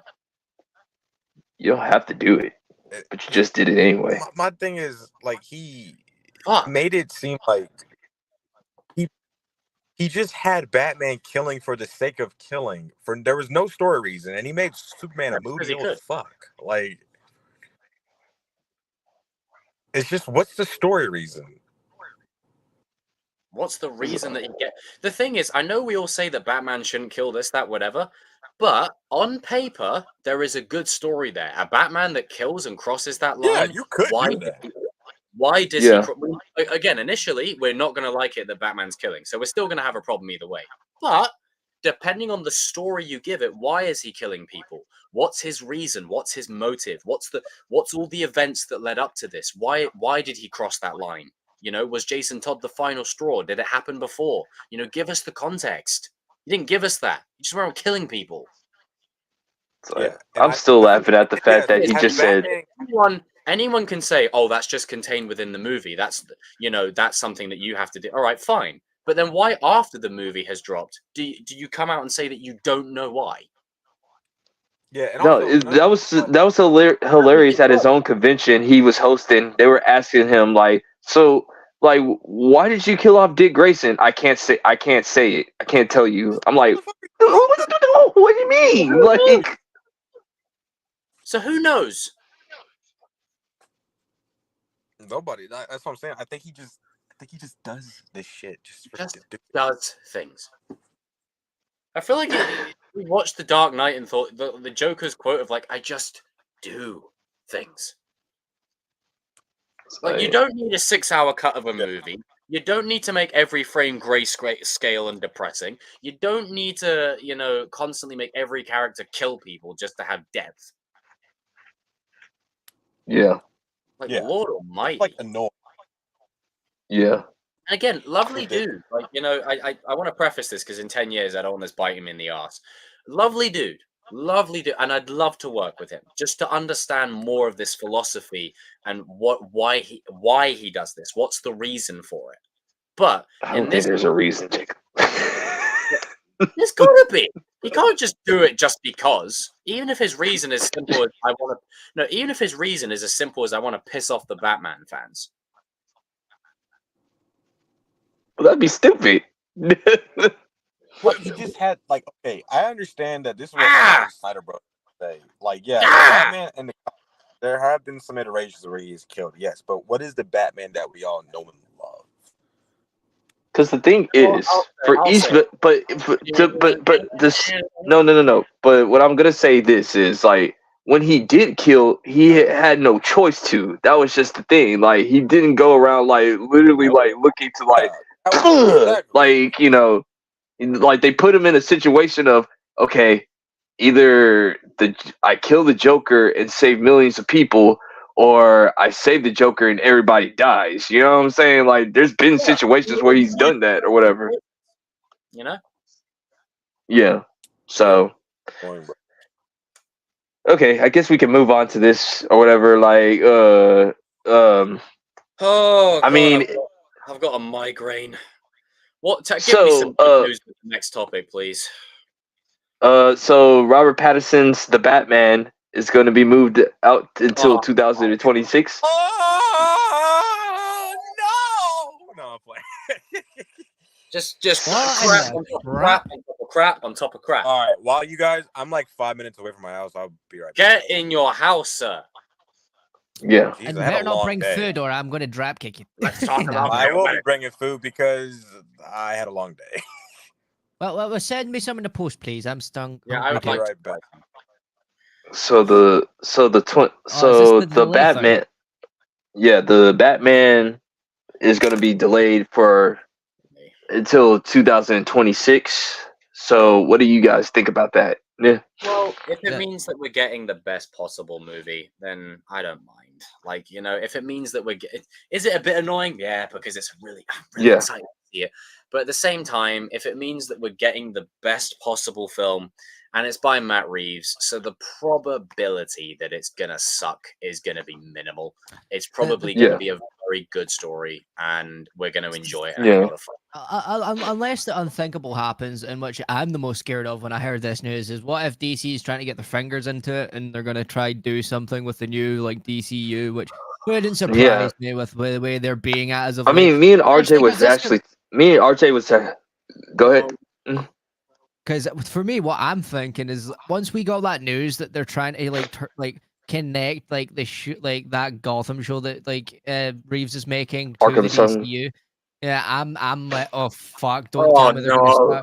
start. Don't tell me they're gonna start doing this Karate Kid bullshit where they're like going to do a separate universe and a separate universe and a separate universe, and it's just gonna get convoluted. Fuck that shit. No, not happening. Is that? I think they. I was gonna say that I think me and RJ's theory might be coming true. Like we're thinking that Robert Pattinson is gonna end up being Batman Brave and the Bold or whatever. Or whatever. They're gonna time skip him. Is like, I think that's why I just said like I think they're gonna try to speed up Matt Reeves' universe because, Warner Brothers is gonna be Warner Brothers or whatever. You can't to get do Batman that. Brave and the Bold. You can't do To get that. Batman- Batman Brave and the Bold has Damian Wayne. That's that's third generation Robin. You can't do that. Can I It was skip like- Dick Grayson, please? I'm sick and tired. I'm getting skipped You're over. skipping two Robins. Yep, and Jason Yeah. Todd. And look, might don't get leave me it. wrong, like I said the other day, is it cool that in terms of DCU we could get a prequel show about it or whatever else? Yeah, okay, that's cool. And to know that Damian Wayne is the third confirms that we have got Dick Grayson and Jason Todd in the universe. That's cool. But at the expense of Matt Reeves' story, you're skipping. You can't skip Grayson and Jason. There's an order to it. There's a structure of how you. Yep. Because Yeah. what happens is Batman's journey is affected by those characters. If Yeah. you remove one piece of the story, you lose a lot. The way cutting it Batman is short. with Grayson is because it relates to him. The way he is with Jason is because it relates to Grayson. The way he is with Damian is because it relates to both of them. Like there's Yeah. one thing feeds the other.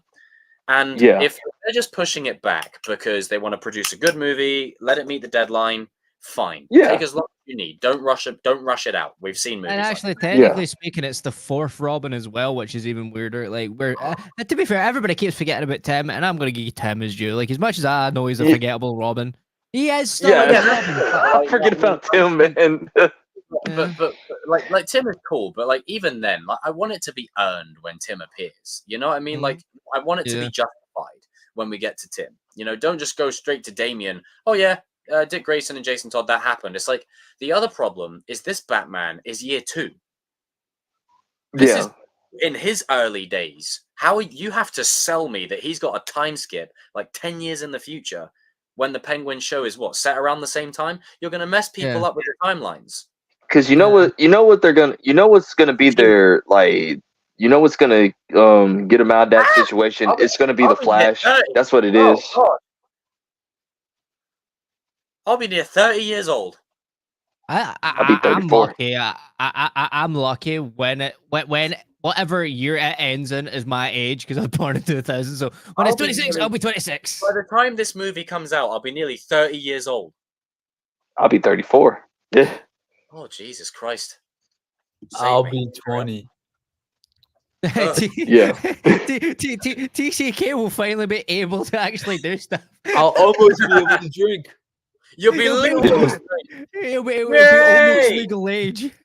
Raise a pint. Yeah. Raise a pint. Yeah, but I think like because with Dick Grayson and Jason Todd, like it's Batman's like Dick Grayson is Batman's greatest is greatest successor, and then like Jason Todd is his biggest fail as a as a sidekick or whatever. Hey. I'll have a Zimmer frame, thank you. I will have a mobility suit. So and Danny will just have a Batmobile. Yeah. He pulls up to fucking Tesco and he's like, I'm meant to get a meal deal, bro. I want my sandwich. I get out the side door just like, Daddy. Yeah,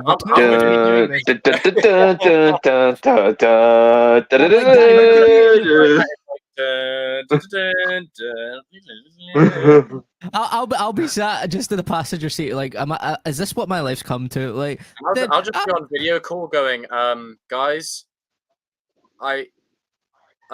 yeah. Wait, what? I was about to say me and Adam are gonna be pulled up in the Batmobile or whatever, promoting the Dynamic Duo podcast, and like I said, yay! Looking at the screen, yay, great.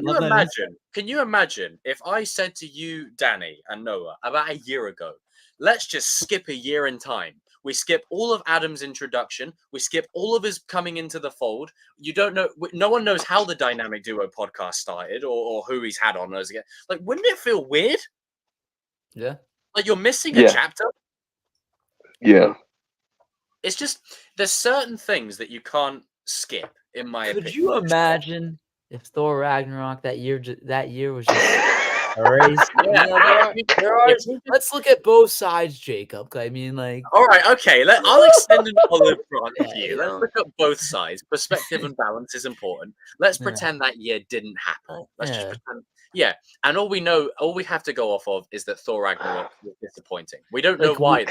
Like we have Avengers Infinity War Thor. That is when it's actually a good thing. We have Avengers Infinity War Thor and Age of Ultron Thor. Nothing in between. Imagine nothing in between. That's great. Yeah. We've now given Warner Brothers vindication. Crap. Yeah, but that's just my only biggest fear. Is like that's my only biggest fear is like I want Batman. I want to watch Batman Brave and the Bold, but I want it to be a different Batman or just not have two Batmans. Either way, I'm fine with the result. Like some people say there shouldn't be two. Some people say they're good for variety. I'm like, dude, just give me good Batman content and I'll watch it. Like, and I'll go from there. That's how I see it. I just have a funny feeling that if we can't get Superman and Batman right, then we're fucked for another 10 years. And then after that, I'm just done with media in general. Like, legitimately, like I'm just gonna be sticking to my anime. That's it. Studio heads have ruined movies for me. I swear to God, I will physically. You know what? See if every movie that comes out in the next few years turns out to be gash. I swear to God, I will shave my hair off and put it in a bag and send it to these people and be like, "This is what you done." Well, the next we need those flowing luscious. In the next couple of years, like Batman, Superman, and Wonder Woman, like the Golden Age versions of those are about to be free, like open to the market, so you can do whatever that you want to with those ones or whatever. I agree, Shin, in the chat. Thor Ragnarok is better than Love and Thunder, but that's not saying anything.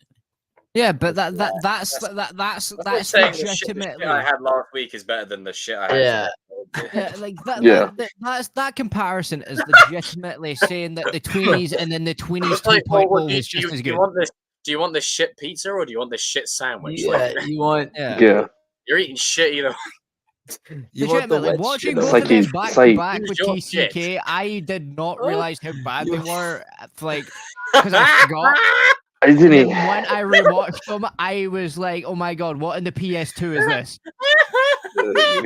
You want the wet shit or the stinky shit, man? Like that's Yeah, do you want diarrhea? That's fugue kinda stupid. or, like fucking lumpy you want shit? diarrhea fusion? Yeah. Like I'm talking after a bad curry. Bad curry. Oh, I mean, Vindaloo fucking in that gross, man. motherfucker. Oh my god. Sheesh. Oof. but Yeah. I don't know, man. I just had a fucking coughing attack. This movie only does bad things. Remember when I said that? Whenever we talk about this movie, bad things happen. I know it's true. Yeah. It's so true. Do you remember when it was My talking throat about now when the screen kills. started cutting? Like anytime we Yeah. talk about Batman, Sony, or Thor, like something happened. Is it almost like they listen to us and go, "Shut that shit down," because they're not bum riding us like everybody else? It's like oh snap! That's what I just keep on saying. Like the Kings of Pop Culture is known. Like I already know. Like there are Hollywood We're pundits that definitely known tune as into this. studio heads, and they probably hate us, but I don't care at this point. I really don't. Me neither. And I promise the bandanas are not representative of us being in a gang. We're nerds. Like we're just passionate. Yeah. It's just Just passionate. They fashionable, like unlike most of the people that are normally nerds. it's like they basically say like this one right here, this one right here, this one is No, a sorry, pain in Danny, the. if you hold the lightsaber, you can say this mother. I don't feel like getting it. Oh. Fucking all right. I'm gonna do a Christian. Screw Brawlhalla. I have no reason to say that. It's just something Chris would say. Shout out to you, Chris, if you're watching. Where the fuck did RJ go? I don't know. This man said He's he'd at be in his work. house in 5 minutes, and then he'll show up. It's He'll show RJ, up. man. Like trying to get him to show up is like making sure that I don't know. Actually, my brain died. Okay. I mean, so until we have RJ on, we could just move on to this next Yeah, we can subject just move of on. RJ gets a whole segment to himself now. This is called RJ's Roundup. So when RJ appears, he's going to give us a brief sentence on every topic. RJ's late corner. Everything you missed just because he was late. Everything you missed, and there's like arrows pointing to it. Easter egg you may have missed. So this next subject, this is kind of fun. That they're thinking about doing Spider-Man 4 with our main man Tobey Maguire. Ow! Now, do I really want this movie? Ow. Fuck No. Ow! Ow! Get it to fuck! Get it to fuck! No! No! No! No! The zeitgeist doesn't need this. Why?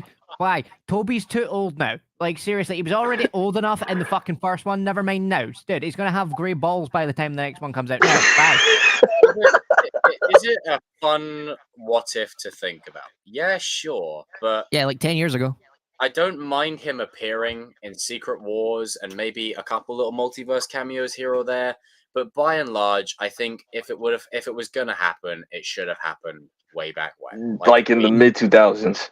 yeah, or even in the early 2010s or something. You know, it's like Yeah. now it's where it's like, okay, Sony, come on, leave it alone now. Like, leave it alone because you're gonna Yeah. do more Legit- damage. Let it be. Leave it alone. Just Like leave this it thing. It's not even Leave it like I alone. dislike Toby either. It's just Toby's just So- past his expiration date, man. Like there's certain things Yeah. that you leave in a shop for a reason, and this is one of these things. Or you leave it in the shop.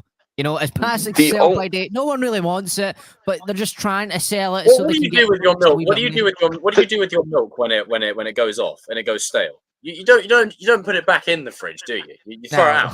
Yeah. No, you don't use the I curdle was to gonna say- use to make Do you cheese or remember something. that? You just You throw remember it out. that good cereal you had? But That you don't great want to- cereal. Yeah. Golden nuggets. I was gonna say this. The only way that I'll get on board with this movie is one, Right. if Sam Raimi's in charge of the whole entire thing and Sony won't be interfering, and him and Toby are like on the same page. That's the only way. I don't like What was that unless those two are on the project. I really don't want to see this movie because like we're gonna get like people like Madam Web and stuff like that doing this. Like, no, Well, yeah, no, I because it can't. needs to leverage. And the thing is, it's not being done from a place of sincerity as like, oh, this is what the fans want. It's like, no. You're doing it because you know money. Like that's all it Here is. comes the money, money. Because the thing Shane is, if O'Mac you're walks if in, is like, me. I've took over Marvel, and we're going to be doing Show me Marvel the money. takeover. Show me the money, It's like- everybody. Where is it? I mean, don't get me wrong. Was I kind of mad about the ending of Spider-Man 3? Yeah. Yeah, I mean, because yes, it just it went to, was. Don't get me but it went to started. black. They pulled the Sopranos on us or whatever. Like, you know, so I don't know, man. Like, Yeah, sorry. Like, This I'm movie- sorry. This is like when, like, you know, what you call it? Like one of your favorite wrestlers, like Ric Flair, right? He's retired about 10 times, but he still keeps coming back. What's the point? What's the point in having a Yeah. retirement match? Nine people have liked this so far. Come on, let's get up to 15. Let's go. But yeah, no, Like, it's exactly that. And Yeah. I don't want it to get to a point where, look, if I was Tom, I'd be kind of pissed purely because, look, I understand Toby and Andrew can be around in the pop culture zeitgeist. That's fine. We all agree that's not a Yeah. problem. You know, as long as it's done Yeah. well and sensible, like No Way Home, then I don't have an issue with it. But doing a Spider-Man 4 kind of now, if I have to remove my fandom, 15 people watching, come on, let's get to 15 likes. If I have to remove my fandom for 30 seconds and look at it just as what we're doing, you're going backward. Yeah. So then what do you do? Introduce another character in Spider-Man 4 that you can't use down the road for Tom? Another one? Another one bites Another the dust. one. Ooh, do. And the thing is, We're pulling a DJ Cut. it's one of Pulling them a things DJ where- Cut. I know they say it's always better to say "oh well" than "what if." I think in this case, it's better to say "what if" than "oh well," because I've seen Kenobi. I don't want that for Yeah. Toby. Yeah. No, The freaking only way. way Toby comes back is like if they pay him a lot of money because Toby's about that bank now. That's all that's about. If he See you in a bit, Adam, bro. Take care, brother. either man, Peace you out. take it easy about him. Be easy, sunshine. But yeah, like, I just don't want them to. Wow. You literally come in as Adam leaves. They don't have back braces. It's gotta be racist. Probably want to mute him. Yeah, Yeah. just remove, till you're done. That's one way of putting it, Natalie. No, Freaking shaky cam every 2 seconds. So literally, you arrived just as Adam left. I'm sorry about that. She came out of nowhere. Anyhow, so we've got a new segment. It's called. I'm so sorry. I thought the thing was No, my no, hold on. mute. It's called RJ's Roundup, late corner with RJ. It's where you get to summarize every sort of topic in one sentence. RJ's roundup. Yeah. So. It's like, what the hell? But even so, we're currently Danny. What is it we're talking about again? I just got distracted. Toby Spider-Man 4, if it happens or whatever. So RJ. Anyhow, you get out. You're fired.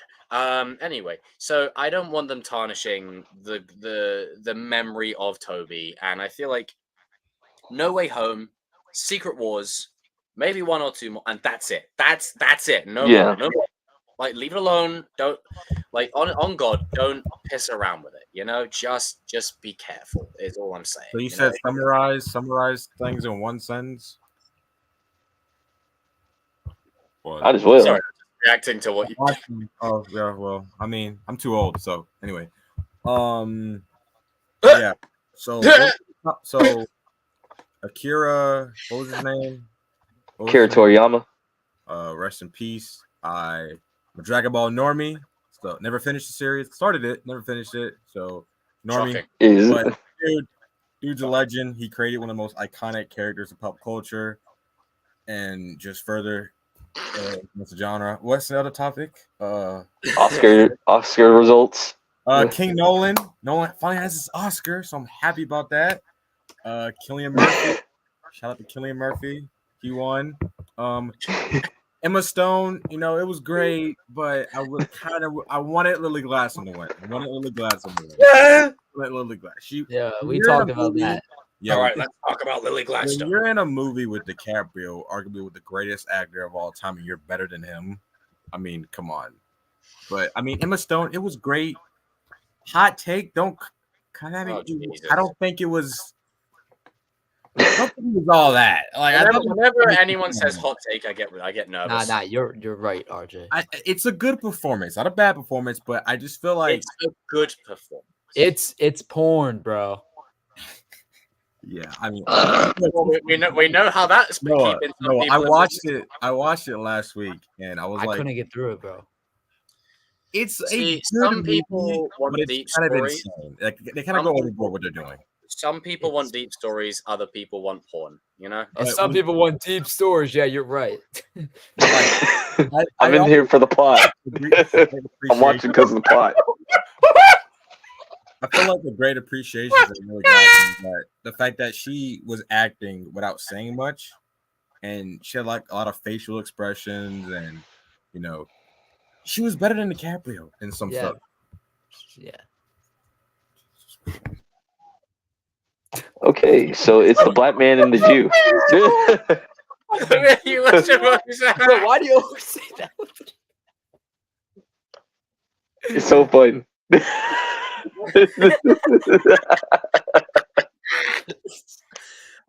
Oh shit, my chest.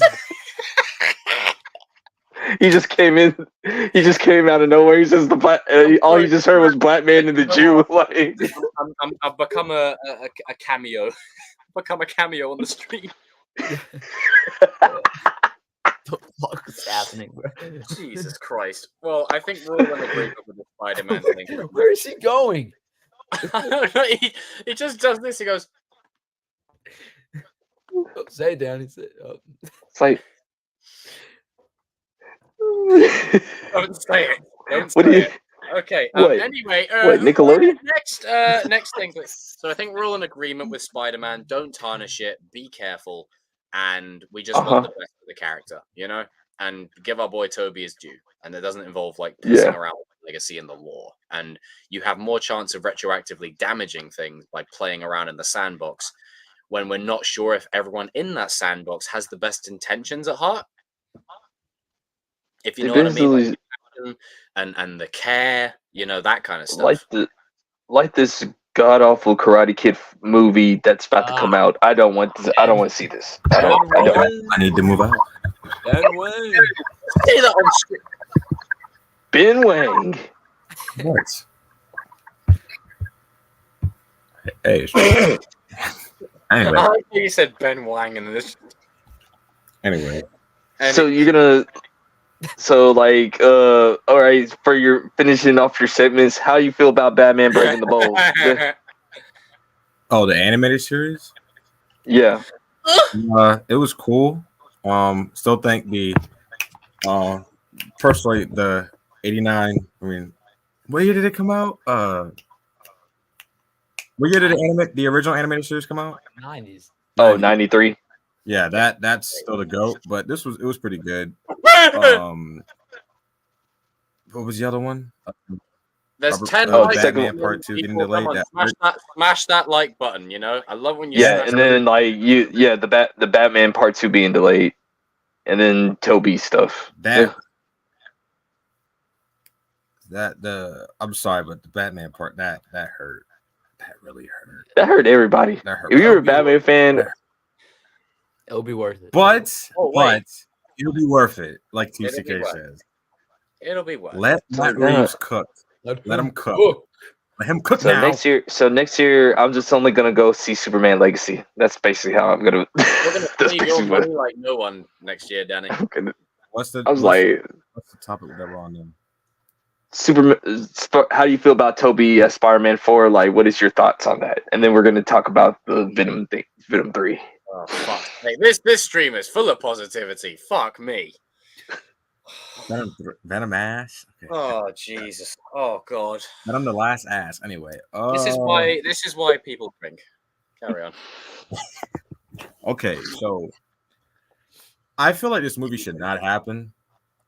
I Spider-Man 4. I think it would just be a cash Oh, grab. God. Me personally, I feel like there's no story left to tell with Toby. Like, Well, like no movie-worthy story. but I feel like the only story we've been waiting for, like Secret Wars and all that stuff. Like, I just want to see him with Hugh and Andrew again. Sick of this shit, man. If it were to happen, I mean, I'm not gonna like not Never say never. but I feel like with Sam Raimi, his recent comments, like, and the fact that they're re-releasing all the Spider-Man films, I think they're doing that for a reason. They're trying to see like if there's They're trying to feel out the water Yeah. and see what people. Yeah. So more than likely, it probably will happen. I think it will happen, but And to in the me, age of streaming, anything's possible. I feel like what they should do is just have Doing physical media now, by the way. Carry on, RJ. they should, to me, they really should do a Toby and Andrew Spider-Verse type movie. In my opinion, I feel like that would just be much better. Because I agree. like, because Yeah. here's the thing, right? If Sony's trying to like, they're trying so hard to like further build this Spider-Verse and Spunk is failing. Sorry, Danny, I thought you had a ponytail then. It's your freaking comb. I thought it was a ponytail. It's because of the glasses. But they really should just do that. Like it's just kind of like like I just don't know why like they're like, oh, let's make a Madam Web movie. 16 people watching, smash the like button. Let's make Just El Muerto. It's like, well, you got Toby and Andrew right there. Make a Spider-Verse like that. just make a. If you want a Spider-Man so badly, just cast a new person as Spider-Man. Will everybody give you flack for it? Yes. You know what? It comes with the territory. Who cares at this point? It's like, I so feel like there's like a weird thing going on with that, with like the contract of Spider-Man right now. Like I feel like, because here's the thing, Sony literally owns a character, but they don't want to use a character in their own universe. Noah Soprano. No.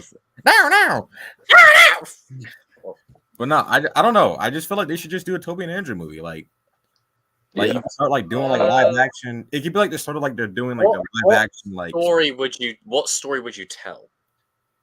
I mean, I don't know per se. Like, I just think it'll be better than attempting a Spider-Man 4 because I don't feel like there's any story. I don't agree. Well, that's fine, but I'm joking. I agree. okay, this is how I see it. Like for this whole entire Spider-Man 4, and then we can just move on. I agree with you, RJ. They can probably do it. It has to just be done right with love, like basically like a Logan-esque type of story, like Logan or whatever. Like without killing people, but just Toby's last swing as Spider-Man. Like I think you can end it like that, and then it'll be a satisfying ending. Have the treasure trove of like Tobey Maguire right here in the palm of your hand and blow it. Like don't. That's the only story that I would like to see. Say if you just point blank tell the fans like, hey, this is Toby's last. This is his last swing as Spider-Man. Okay, I'll go watch it or whatever. Like, you know what I'm saying? As long as like Sam Raimi's with it and like Toby's cool with it, and it's gonna be the final take on his Spider-Man, cool. So what's wrong with you? Like it's just the way Arthur's face expressions sometimes. He'll be sitting there. Like honestly, it's just like the way you're like I don't know why I find it funny. It's just the way wait. RJ, were you saying you want a Toby and Andrew movie, or were you saying you'd rather have that? I'm saying I'd rather have that than a Okay. Spider-Man 4 with Toby. Because that's the trade-off, then yeah, that's fair.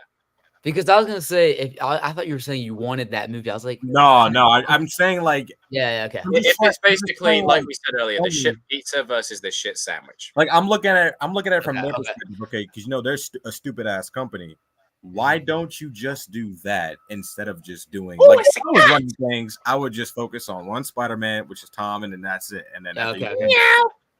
But Yeah. I was just checking. Yeah. that's the smart thing to do. But we can't do it that we way. can't get what we want. We can't get it. Sorry to It's the tell you fans' fault. You Anyway, can't get what you want. but you know what else? You know what we're gonna get? We're gonna get a Venom movie, number 3, and this is Why? Last Dance. You know what? Oh, I my. deserve that. Thank you for that. So all I have to say, okay, about this, okay, let's talk about it. All right, let's talk about Venom 3 The Last Dance. Let's talk about it. So let's talk about this unearned piece of trash in the making. You haven't earned the right to call this The Last Dance. You haven't earned the right to call it that. First of all, Last Dance. You've been dancing since you frickin' started.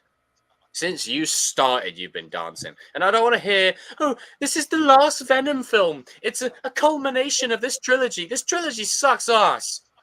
It's about as consistent as pigeon shit on Trafalgar Square. It's terrible. It's awful. The first one was decent, and I can still watch that one. The second one, however, I can still watch Venom 1. piece of dog shit I have ever seen, I've ever laid eyes on. Never again.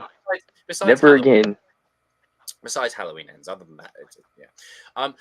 For me, you set a bad precedent, right? When you have these people are obsessed with cuck storylines. It's weird. You've got this weird. Honestly, it's strange. You've got this weird cuckoldery storyline. RJ's face like, oh, we're going there.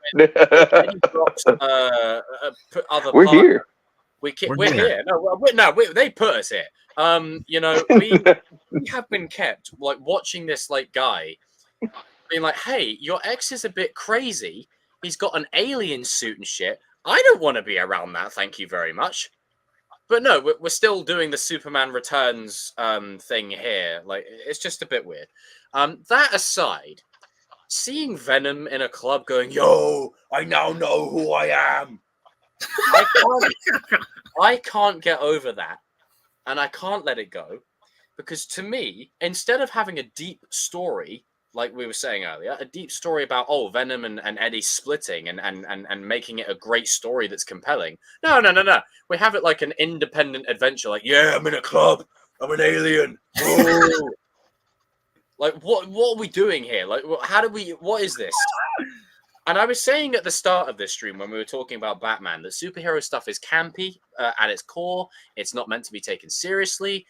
However, there is exceptions to the rule, and you can instill the context and the nuance into what it is that we're trying to say. Okay? So with Venom, it's already a disrespect that you don't have Spider-Man involved. That's already a problem. I already have an issue with that. That's a red flag. Is what you did to Carnage. I can't forgive that. I cannot let that slide. Purely because someone said to me, Jacob, you're being over exaggerating. No, hang on, let me finish. What if we get to the MCU and they do Carnage again, like properly this time? It doesn't matter because you've already tarnished the character. It's already ruined. You've already ruined it. Like you've predetermined the reaction before it happens. Do you want to know how I know this? Fantastic Four. Before they arrive, we've already got that predetermined notion because of the previous two. You've set a foundation. Congratulations. 0-4. Well done. I don't care what nobody's. Venom in the Spider-Man 2 game, that's Venom. Like, regardless if it's Harry or whatever, that's Venom. And I hate now that the conversations we have surrounding Venom are like, we could have Matt Gargan in the MCU. Fuck Matt Gargan. We haven't. Hold on now. No, hang on. I ain't finished. Let me cook. We haven't earned the right. It's Michael Random. No, hang on. We haven't earned the right to get to Matt Gargan and explore that story. This is what I was moaning about with DC and them skipping several Robins. There is a process when you go from Venom to Venom. You don't go straight to round 5. You start from round 1 and work your way up. Once again, instead of going 1, 2, 3, 4, 5, you're going 1, 7, 9, 112, and 6. That's not how that operates. You can't do that. You can't do that. The vintage Jacob has returned. I'm back. I'm back. So the MCU, right, is now in a situation where you've got 3 potentials for Venom because of these movies, right? You've got Matt Gargan that's not earned, it's not organic, and he eats people. He's the one that eats people, okay? The MCU's not going to do that until they prove me otherwise. Like, until they prove me otherwise with the street level and whatever else, fine. The second one, Eddie Brock, the one that I would love to happen, Sony are not going to let him do it. They're going to be like, oh, no, well, you're taking our thing. So that rules that off. So you're not going to get the actual story of Peter and Eddie Brock. So again, you've pissed all over the legacy of it. Well done. Third, Congratulations. Flash Thompson, you need to sell me. You need to tell me that this Oh guy yeah, the one in the MCU. I hear from anyone else that this guy's going to be Venom. The guy going, when I say penis, you say Parker. Penis, Parker. No, Tell me that is Venom. dude, I'm gonna walk out real quick. That's like saying Evan is the chosen one. No. That's what that is. Shocking behavior. I love you, Evan. Really, I love you, Evan. I miss you, bro. I just wanted to put that out there because it's funny. It sent all these guys up. It's true. All right. And I'll extend an olive branch.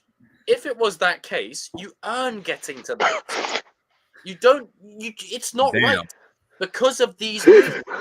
Damn. And now we've got movie churning out after the next. No consistent. I tell you what, there is consistency. They're consistently shit. That's what it is. You've got more. But yet they make money. You've got. But they make money.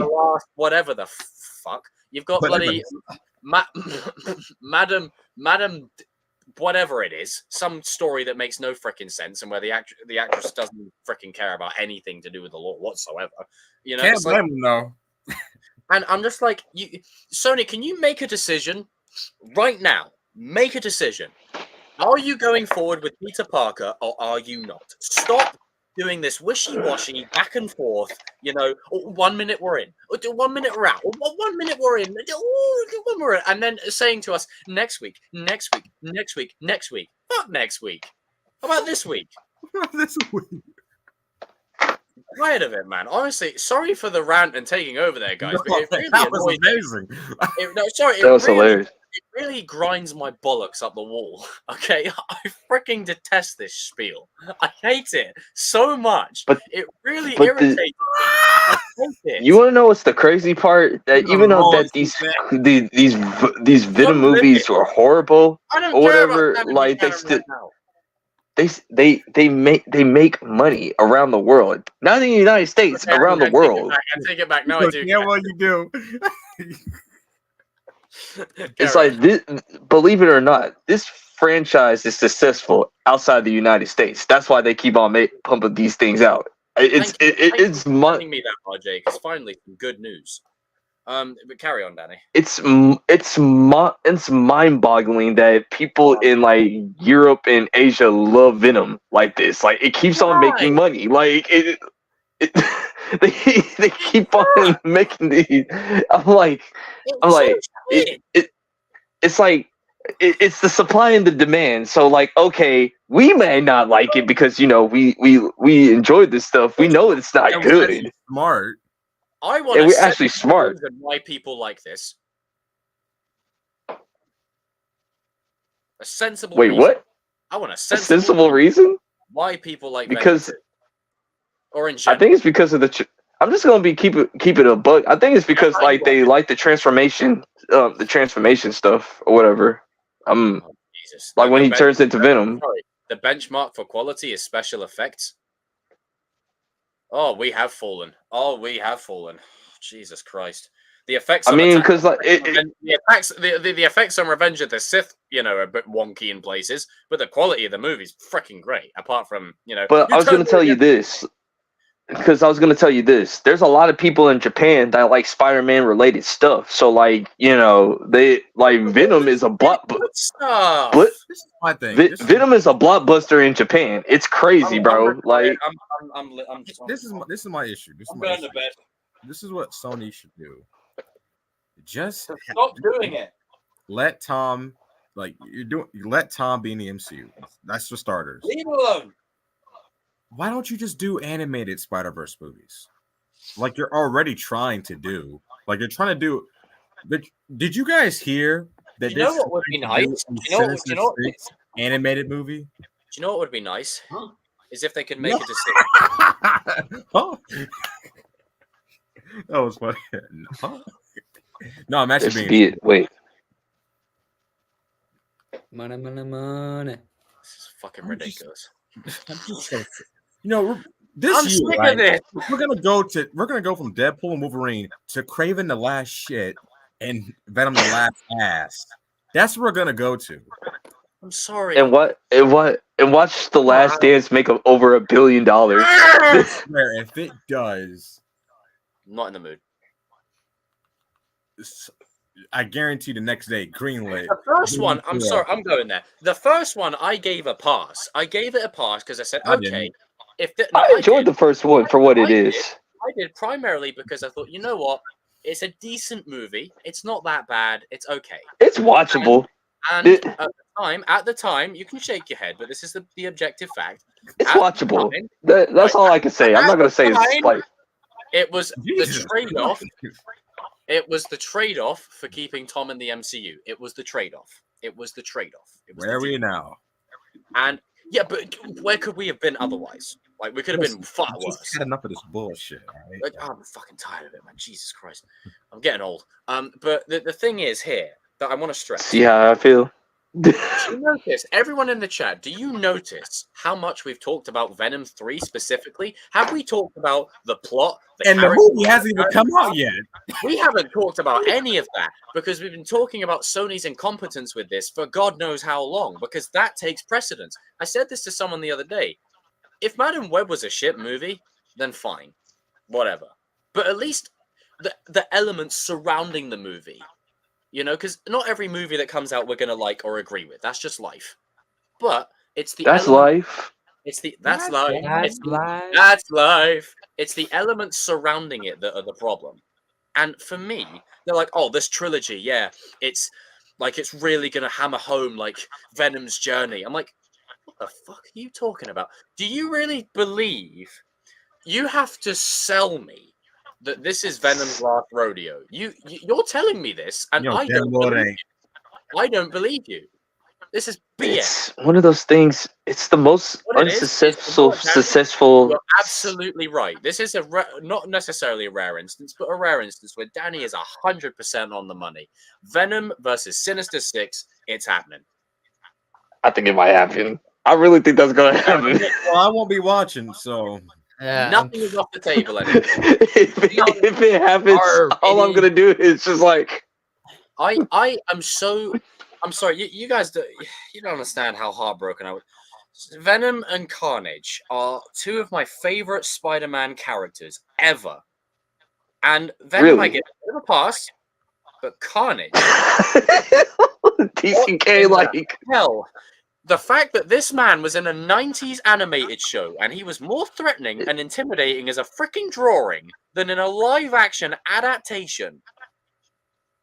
What in the heck is going on over there?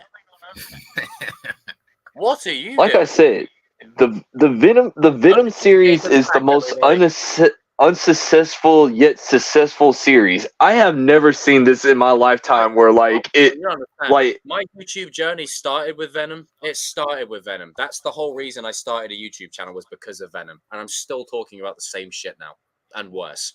Yeah. I've sworn a lot in the last half, and I'm gonna censor myself for a bit. It's like I said, like the Venom movies made money overseas. They don't make money in the United States, but they make money overseas. Like, it's your guys' fault, technically. This bullshit. Give me a beer.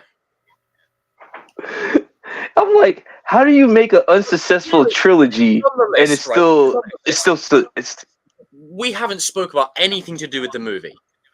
What? I don't even know what the plot is. What is that about? I've heard some things about it, but When everyone watching, when do you come to Kings of Pop Culture and not get us talking about the actual topic? We're not talking Rarely. about the actual topic because I don't care. I'm so disillusioned with the product. I don't like the product on the screen. And it's like a giant symbiote piece of shit. Got a bunch of Mac Jones within Sony. That's what that is. Mac Jones. Mac I Jones. don't like the product. I don't like this product. I hate it. And now they're like, "Oh, we're gonna go and do Null and Toxin and whatever." So I'm like, you haven't earned that. What are you? You haven't earned this. Don't do Null. No. Don't do You Null. haven't earned that. We're gonna get a Rhino movie. We're gonna get a Scorpion movie. We're gonna get a Dr. Octopus movie.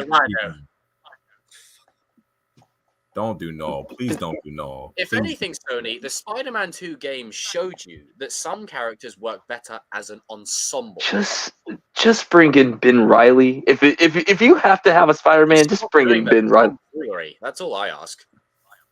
It's like bring in Ben Reilly and you can go from there. So, I don't know.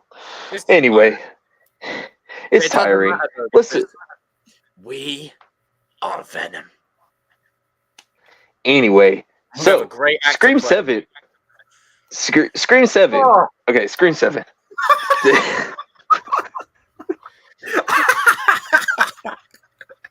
He said, "Oh, I gotta rewind." Oh. So Scream 7. Scream 7. Our girl Nev is back as the main character. How you boys feel about this? Just crack. You want to go, Jacob? Let Jacob take a break. All right, I'll go. I mean, okay, for me, Jesus Christ. If you read that whole paragraph, first of all, you had to read that post on Instagram. You didn't have to read anything. We all know why she's back. They paid her. They backed up the Brink. Noah, why is she back? Go. Why is she back, Noah? Them on there. But it's like, this is my thing, right? I'm sitting back for a second. I've seen a lot of. You're on a roll tonight, Jake. This is how you know OG Jacob is back. The OG Jacob. This is my thing. It took me till March 18th, but we got there. We got there, boys. And all I have to say, in celebration, oh, it's a cat! Oh, it's a cat! So, like, for me, this is a desperation move by Spider. I'm trying. Fuck off. Oh God. Children.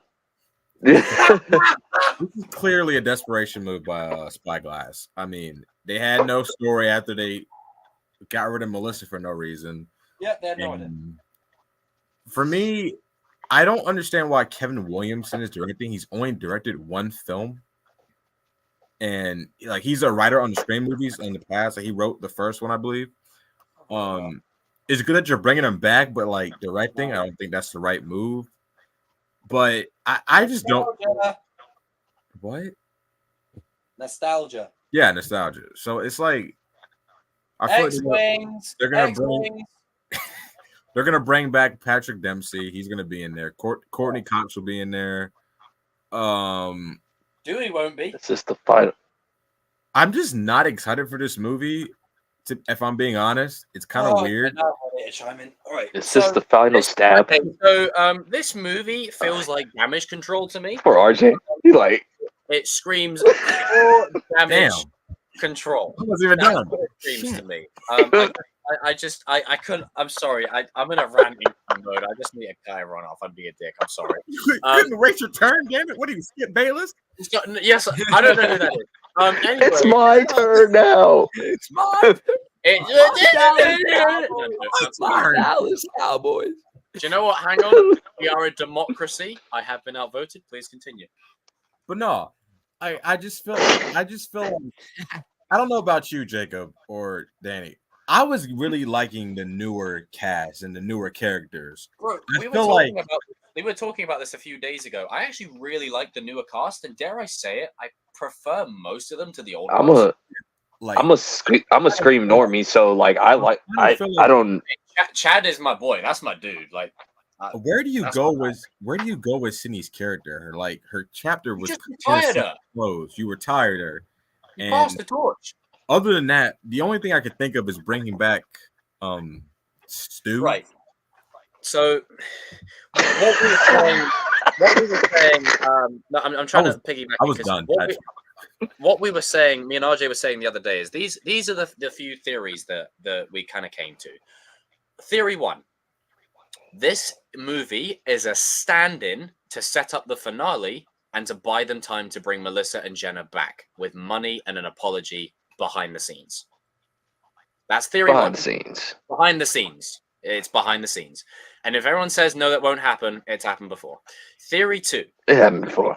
Scream 6 was building to Scream 7, where Stu was going to be the original, like he was going to come back, and there was going to be a cult of ghost faces, and it was going to combine elements with Melissa Barrera and Jenna Ortega, and bring Nev Campbell back. It was going to basically be like an end game, if you will, of the Scream mythology. That is theory number 2. Theory number 3 is it's damage control, and they're going to bring in new characters that start a new journey.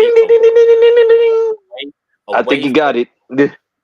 And I think theory 3 at the moment is the most likely. And that annoys me because the new guys I actually really liked. They were cool. And Scream is the one franchise that doesn't have any bad movies. It's got moments in there that are bad, but as a collective, each Scream movie is pretty consistent. I mean, because of you guys, because you guys kept on reported it to me, like, you know, hey, watch Scream. I'm like, okay, I'll watch it. And then I sat down and watched all of them, and I'm like, hey, these ain't that bad. I'm like somewhat a fan or whatever. They're not bad. They're all right. Like they haven't had a Jason Takes Manhattan or a Freddy Does whatever. It's all right. I mean, it's all right. Like, I mean, it's all right. All right, but woo, yeah. Woo! It was perfect. it was perfect. It's the biggest piece of dog shit. And in case you're all wondering what we're on about, just go on Instagram. You know, and you'll see a video like it somewhere. But yeah, I really feel like that. As much as I want to believe theory 1, I think theory 3 is the most likely. At this current stage, theory 3 is the most likely. It's damage control. They're basically like panicking, like, fuck, what are we going to do now? They'll bring Stu back. They'll end it. And then we won't ever know what happens with Melissa Barrera's character or the other things. They'll just leave it in the void. And then they'll just start with new characters and continue on from there. And you know what? That's a shame. Because all like ranting and expression aside, RJ's right. I really do like the new characters. I think they were quite interesting. They're not that bad. They were all very opposites. And the simple reason that Chad is my favorite, right, is this man is called Chad, right? He's tall, he's good looking, he's a strong dude, and he's a nerd. Chad is the new age nerd. He's not the guy that sits behind the computer. Ironic, I know. Sits behind the computer, you know, with a Sprite can and acne everywhere. And you know, all liberal thing, you know, and that too, especially. He's actually a nice dude, you know, and that's what. And to me, it's quite refreshing to see that in movies that there is an actual. Peace out. It's actually quite refreshing to see that in movies that there is a new age nerd that is the nerd of today, if you will, not the stereo, you know. And this man picks up a freaking camera, slams it right in his face, and I'm like, that I've been waiting for 5 movies. Bro, that man got brutally stabbed in the 6'1", man. I was like, dang, bro. It's kicking. He should not survive that. Like, he got stabbed. He got stabbed right there. Got stabbed in his back. I know he's paralyzed, bro. Like, there's no way. Like, he even said in an interview, I think, or whatever else, that they can't kind of kill him off because they haven't got Dewey anymore. Like, he's the only guy, you know. And it's like, well, yeah, you put yourself in that situation. Yeah. But for me, I really do like the newer cast, and it's a shame that it's gone this way. And you know, all we can do is deal with the hand that we're dealt. So I'm sure that I mean, look, I have no issues with Nev Campbell coming back. She was meant to be in Scream 6. They just didn't pay her enough, so she would have been back regardless. And I'm sure it'll be great. But the problem that I have is that we milked Gale in the last film. She didn't need to be in there. And now she's going to be back again. And I'm like, oh, just Gale everywhere. They should have killed her off instead of Dewey. I agree. I think Gale is more expendable than Dewey, for me personally. Especially the way... And this is the problem that I have. The longer you carry on a story, the more chance you have to damage it. And for me, 5's ending, where she writes the book about a sheriff protecting his town or whatever else, that's a beautiful ending. She then does a 180, does a Luke Skywalker, and goes, you know what? I don't want any of this. And then goes, here's what I'm doing now. You've just undone her character arc. Yeah. She does too much. You could take her out of Scream 6 and nothing would change. Yep. Put it in there for promo and TV spots. That's all it is. And I just want to make sure that Scream doesn't have a Jason Takes Manhattan. I feel like this. I think this movie is going to happen. They're going to lose some of that box office because their biggest loss is not just Melissa. It's Jenna Ortega. She's not going to be Jenna Ortega. I mean, Melissa was the lead in the franchise, but Jenna is the star. Jenna had all the young fans. It's like I said. It's like, and I say this, that back in the day, Nev Campbell was, she was the go, and it's not to compare, but it's just for the sake of discussion. When you look at even if you were to compare Nev Campbell to what she was in the late 90s to Jenna Ortega now, it doesn't match. Jenna Ortega still leaps around. Exactly. Yeah. I mean, Jenna Ortega is really, really, really popular, bro. Like, really is. Wednesday. I mean, she killed it with the role of Wednesday. Like, I actually watched the show, and I'm like, you know what? This is not half bad. It's like not really that bad. Like, it's. That's why I was kind of of the notion of if you wanted to kill her off, then I'm not against it. I know people wouldn't like it, but Scream is notorious for killing off its main star. Scream. Jenna Ortega, not the character. Yeah, Scream. Like, I bet Scream was thinking about doing it, and then they just started looking at those numbers of Wednesday. They probably said like, "No, we can't do that." That's not to say that's never played a role in movies, but it plays a lot more evidence now than before, especially in the age of social media and the internet. Like, things are so much more, everything's so easily accessible to vent your opinion and whatever else. A lot of it is damage control based on what people say. These studios, they look at what people say online. Well, they do. I mean, we've said it so many times. They will put stuff out there on purpose to feel what people's energy is. That's what I just said. That's what I said. Like, they probably already know who all of us are. So, like, that's what I'm saying. It's like, oh, another one of those channels. Like, and look, it is a rough situation. I really do hope. This is me being naive, and just let me live in delusion. I really hope that they bring Melissa and Jenna back, because I feel like that story wasn't resolved. I feel like there's a chapter missing. They were setting up something good. Like, there was a good vibe there. You've got Billy Loomis's descent taking up the mantle. Like, it's so cool. Like, it's great. Now I said, I'll say this: the only way that this could do its thing or whatever is like maybe Warner Brothers buys the Scream franchise, like buys all that Paramount stuff or whatever, and then they can like bring back those guys. That's the only way those two probably will come back. I mean, if it's under a different company or whatever. Dare I say, I think Scream 6 is my favorite. Like, I know it's cliche and whatever else, but I like that it takes risks, and those risks still work. I like that Ghostface isn't less, like, he's not just hiding in the shadows half the time. He's coming for you. Like, he'll chase you in the street. Like, I'm like, that's good. It's refreshing. It's different. He doesn't care. Yeah. But, we're in this road now. And, I mean, shout out to, what's his face from The Boys. He's in 5. So, was it Huey. William. Jack Quaid. William, what a surprise! Jack is actually pretty cool. Delicious. Jack is one of the most coolest people though. Like he's like a he's a huge nerd. He loves Dragon Ball Z. Like I was wearing my Dragon Ball Z shirt. And he says, dude, I'm a huge Goku fan. I'm like, okay, that's what's up, bro. Like, and I get to play Superman. So that's pretty cool. Yeah. All right, final part. Gorge death. Q&A, guys. Go ahead, ask your questions. Do whatever you want to do, like just within reason and everything. So, Within reason, like, without commenting a bunch of tomfoolery.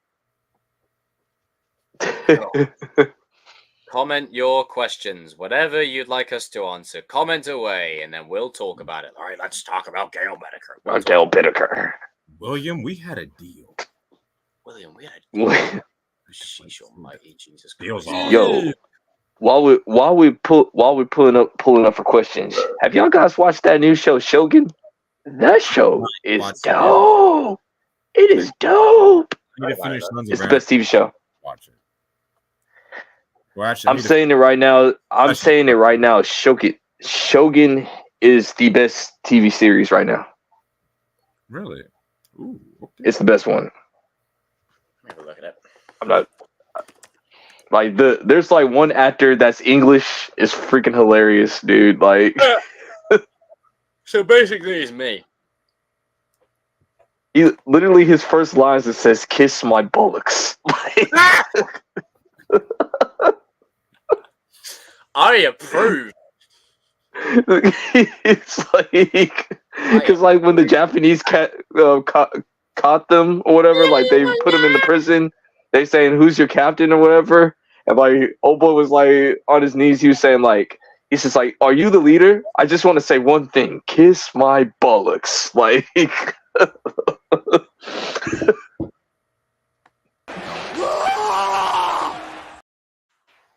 Wow. We're here. Anybody have questions? I have a question. What's your question? How would you all feel? Oh God. Oh, good. Where's this going? If Spider-Man 4 was a reality and we had no say in it. I think it'll be stupid. We have no say. Death. We have no say. We have no say in it, but like, what's best in that situation then? Because in a situation like that, we have no, like, we're screwed either way. We're already dead in the water. We don't have a say anyway. It's like I told you earlier. If they just tell us the synopsis of like, hey, this is Toby's final movie, this is his last swing or whatever, then I'm all for it as long as Sam Raimi's with it. You know what I'm saying? Fair. I just because I don't. One thing I didn't say earlier on was I think there is a good story that you could tell there. I worry that the powers that be will butcher it. You know they will. Let's do new things, bro. There's so much of just bringing stuff back from the past. No idea. The future. The past, like what, 5 years? Do you know what? I'm gonna say. Red was right.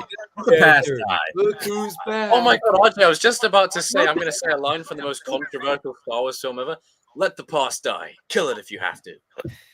I mean, they're bringing back Jurassic Park, but they said that Scarlett Johansson is supposed to be the main character. No, I do. I agree with what Noah's saying because I feel like what's playing in pop culture right now is that this is a good topic for next the time. bringing back of things like let it go. Like unless you earn it, like Top Gun Maverick, okay, fair. Yes, you do that. Yeah. That's a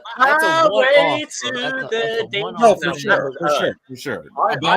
Dude, this is when you know that they're running out of ideas. They're bringing back the Crow. Like why? Like why are we bringing back the Crow? That's what annoys me. Is there's very passionate, creative people out there that have original ideas, and I say original to a point. Everything's been done. We talked about this last week. Majority of everything in cinema has been done, has been covered. So there will be a lot of tropes, a lot of repeats, but it's how you do it. It's the execution, you know? Like I remember in this past week, someone said in our chat, like they sent a picture of Robert Downey's Iron Man and Hugh Jackman's Wolverine and someone else. And someone said, like, I want to see this so bad in Secret Wars. I'm like, do you? I mean, it's cool. on that, Let it on be. that. All right, on that, right? I don't. That How would you fine. feel, I RJ? don't mind, but I want Secret Wars to just be two And parts. why are you not wearing a bandana, by the way? Everyone else is pulled up with a bandana. Where's yours? Whatever. But I just feel like Secret Wars needs to be about the current MCU characters. This is what fears me about that movie is that it's gonna be too much about the legacy Marvel characters. When in reality, I feel like they should be on the back burner. I feel like they need to Because just they know the new ones suck. Well, Yeah. there's still good new MCU characters. Like there are still good ones. Like you got Spider-Man and Daredevil right there. They rely too like But they were pre-existing before. That's my point, Noah. Like you shouldn't have to rely on the yes, there's too much of a safe cushion that they can just bring like back these first- guys. There's too much nostalgia. There's too much nostalgia done badly. I'm gonna be real. I don't ever want to see Robert Downey Jr.'s Iron Man again. It's not worth it. It's not. It's not worth the risk to bring him back and potentially. I get that, but to me, I feel like what they should do instead of just having team ups, I want to see fights. Like a lot of heroes are like teaming up. I missed the day and age where we had other heroes going at We it. love drama. No, I'm just keeping it like like I want to see Wolverine fight Toby Spider-Man. Like no, forget Woo! team. Yeah, woo! But like the thing though, we can still have a Wolverine versus a Spider-Man without it having to be the ones we already saw. No, you know? for sure. I'm just saying. Yeah. Like, Yeah, I know what you're saying. To bring them back. I think that's what we should do. Yeah, like that's all I'm saying. Yeah. Like I said, if I was running things, I would be doing this. Oh yeah, but then again, we've been saying for like the last 2 years, get us in the freaking creative. We'll turn that. I mean, it's just we've talked about the whole multiverse thing is just so overplayed. Like If I have to hear please do not bring up multiverse. Listen, this is what I think they should. My head hurt. They full on street level. Go full on street level. Yes. You have Kingpin, Punisher, Spider-Man. Who else do you need? All you freaking need, and then you do Fantastic Four, Doctor Strange stuff. You do that. That's what made the first 3 phases work. They're gonna get the wrong idea. This is my like thing. they always do. I like how you're sitting there like Black Mr. Burns again. You got like your hands like this, like calculating, like bring in the hounds of hell. This is what I think is hurting Phase 4 and Phase 5 is that the fact that they're trying to have too many projects connect the multiverse. The thing about the first 3 phases, nothing feels consistent though. Like the first 3 phases, nothing works. The first 3 phases, it worked because they just had post-credit scenes that connected to the Infinity Saga. The cherry on top, not movie. Not every project was about the Infinity Stones. So they should just. This is what they should have done. They should just went full on street level. Daredevil. All this multiverse stuff that they're doing, it's not connected to the next. Like 1 minute it's Loki causing it, then it's Kang doing it, then it's like the problem with the multiverse. Peter doing it, like it's not consistent. The problem with the multiverse concept is that it was over. Like you're doing too much with it. Like overdoing it can cause a headache, like Danny's getting right now. But it's just with street level, at least in my opinion. It's building out bad storytelling. That's what it is. No one's not saying the real answer. It's build out. That's what that is. Like you can't make it. I was just giving you a long answer. I can't take it no more. Like you guys suck at storytelling. You can't tell a story to like. Gosh, man, I'm tired of it. I'm tired of this, man. Like you know it's real when Danny has to censor himself. It's like, oh man, please. I'm tired of this, man. Like, can I just get something good? No, because like here's the thing. I do kind of get what Noah is saying because I'm gonna be the first to admit I didn't want Toby and Andrew in No Way Home. I wanted a Craven. It's like our earliest conversations. Remember, we said like the opening 10 seconds of that movie, just the Columbia logo and the tone and the score. You've got a great movie in there of him just on the run. No multiverse. You got a great movie. I just feel like it should have been like Craven, like a villain with Craven. Like I feel like that would have worked. Oh, he's so good in the game, bro. Yeah. But it's just And you finally got Tom to get his like own movie. Like he actually did it by himself. Bad characters can be. It's a risky thing. Like you got focus on the now, like build up to like what you're doing. Because like the thing about Marvel, like they have, if they got other than Spider-Man, they have Daredevil. If they do Daredevil and Fantastic Four right, that's all you need. And then the X-Men, if you do the X-Men right, that's all you need. You have the prime A. Things like Eternals and Shang-Chi even and Loki. These are characters that people know of, but they're not the main players that Marvel fans know. I'm happy that they cut all them projects. They said like, all right, we're cutting all this. Like no Eternals 2. Thank God. Thank God. Sucks. It's like thank you. Finally listen to me. Finally listening to me. Like the multiverse, you have to do it in certain sections. You can't like Doctor Strange. Captain Marvel 3. Thank you, Jesus. Like Doctor Strange, that works. Character. You know, they had to balance it. Like, come on, like just. That's why. Thank God, no Ant-Man 4. Woo, boy, hallelujah. I'm sorry, your reaction was the best to that when I said, "What are they going to do for Ant-Man 4?" I said, "No, we don't need another Ant-Man 4. No, it's Thor all over again. No." It's true. I was like, thank you. You're starting to somewhat listen. Like, please, let's not put everybody through this torture again. Like, no, you're like we don't need Thor 5. We don't need Eternals 2. We don't need Ant-Man 4 or anything. Let's get to the main event, as Jacob said. Like, there's no such thing as a solo movie in Marvel anymore. There's always someone else in there like that. I get what you're saying on that. I think and that's what DC has ahead of Marvel. Yeah. Right now is they have me and RJ said that the first time we first met. Marvel and DC can both learn from each other. They can learn from each other. I feel like we're saying the same shit we said 3 years ago. I said how many times I said like the good thing about DC is like they focus on that individual character. Superman is a Superman movie. A Spider-Man movie. I mean, a Batman movie is a Batman movie. A Wonder Woman is a woman. You heard it. Go rewatch the films or whatever. But you know, I'll pull up. Thing about Marvel is that you can watch. Thing about Marvel is like it's supposed to be this character. Let's just say it's Thor, but then all of a sudden, like Miss Marvel is part of his. What are we doing here? Like sorry. Did you hear that?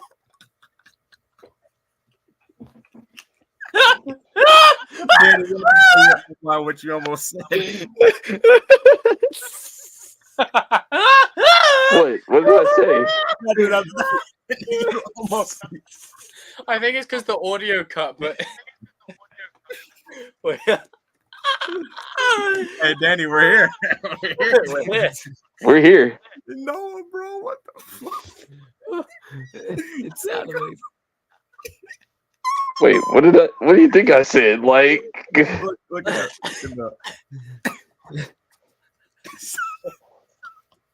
What, you think I said Nickelodeon? No. Oh Lord. No. Oh good Lord, no. I didn't say that. Anyway. We should end it there. On that note, since our chat did not give in us any questions, I guess we can end it right there. Or whatever. My stomach is. I'm sorry, Danny. You have made my morning, sir. I literally went from being sat here like this, like Aunt Helga going, to bawling with I can't believe that. Just. Hey, everyone gets one. I had one last week. We all get one. Well, I was gonna say last week, but I didn't stream last week. But everyone gets one. We all get one. Oh Jesus! Anyway, okay, it's time to end. Everybody, thank you very much for watching. Thank you, Adam, for joining us earlier on. Thank you to the man, the myth, the Grey Wall, the legend. Shut up. What? What'd you say? Fuck you. You want to go? Fuck you. You want to go? You want to go right now? You want to go? You want to go? Yeah. You want to go? You want to go? No. Yeah. This is my stream. Get out. Anyway, no, I'm joking. Get back in here. I haven't finished the roll call yet. Raise a toast to the blurry image here. The legend himself, RJ Soprano.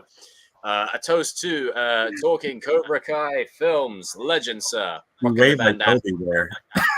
He waved just like Toby. Trying to do better. And of course, the man, the myth, the MMA Mace Windu Jr. RP Sensei, Toriyama.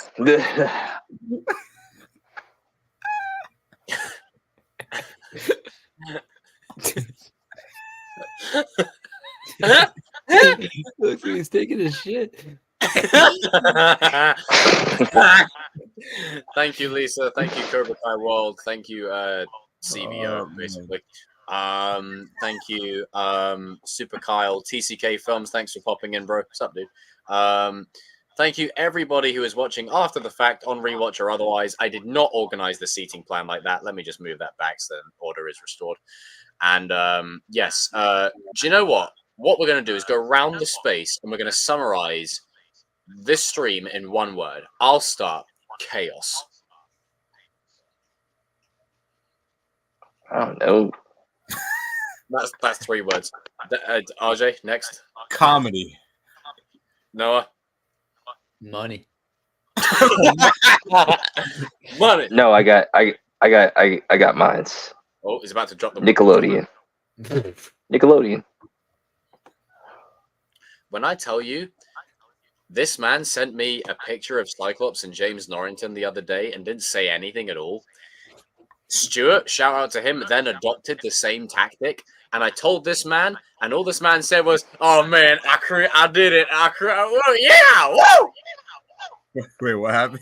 What about James Norton? I don't know. I'm looking at Cyclops right now. He's a man. Oh Jesus. He technically could cosplay as Cyclops. Okay. Okay. Boom. Is there any more coffee? Why would I want to cosplay as that?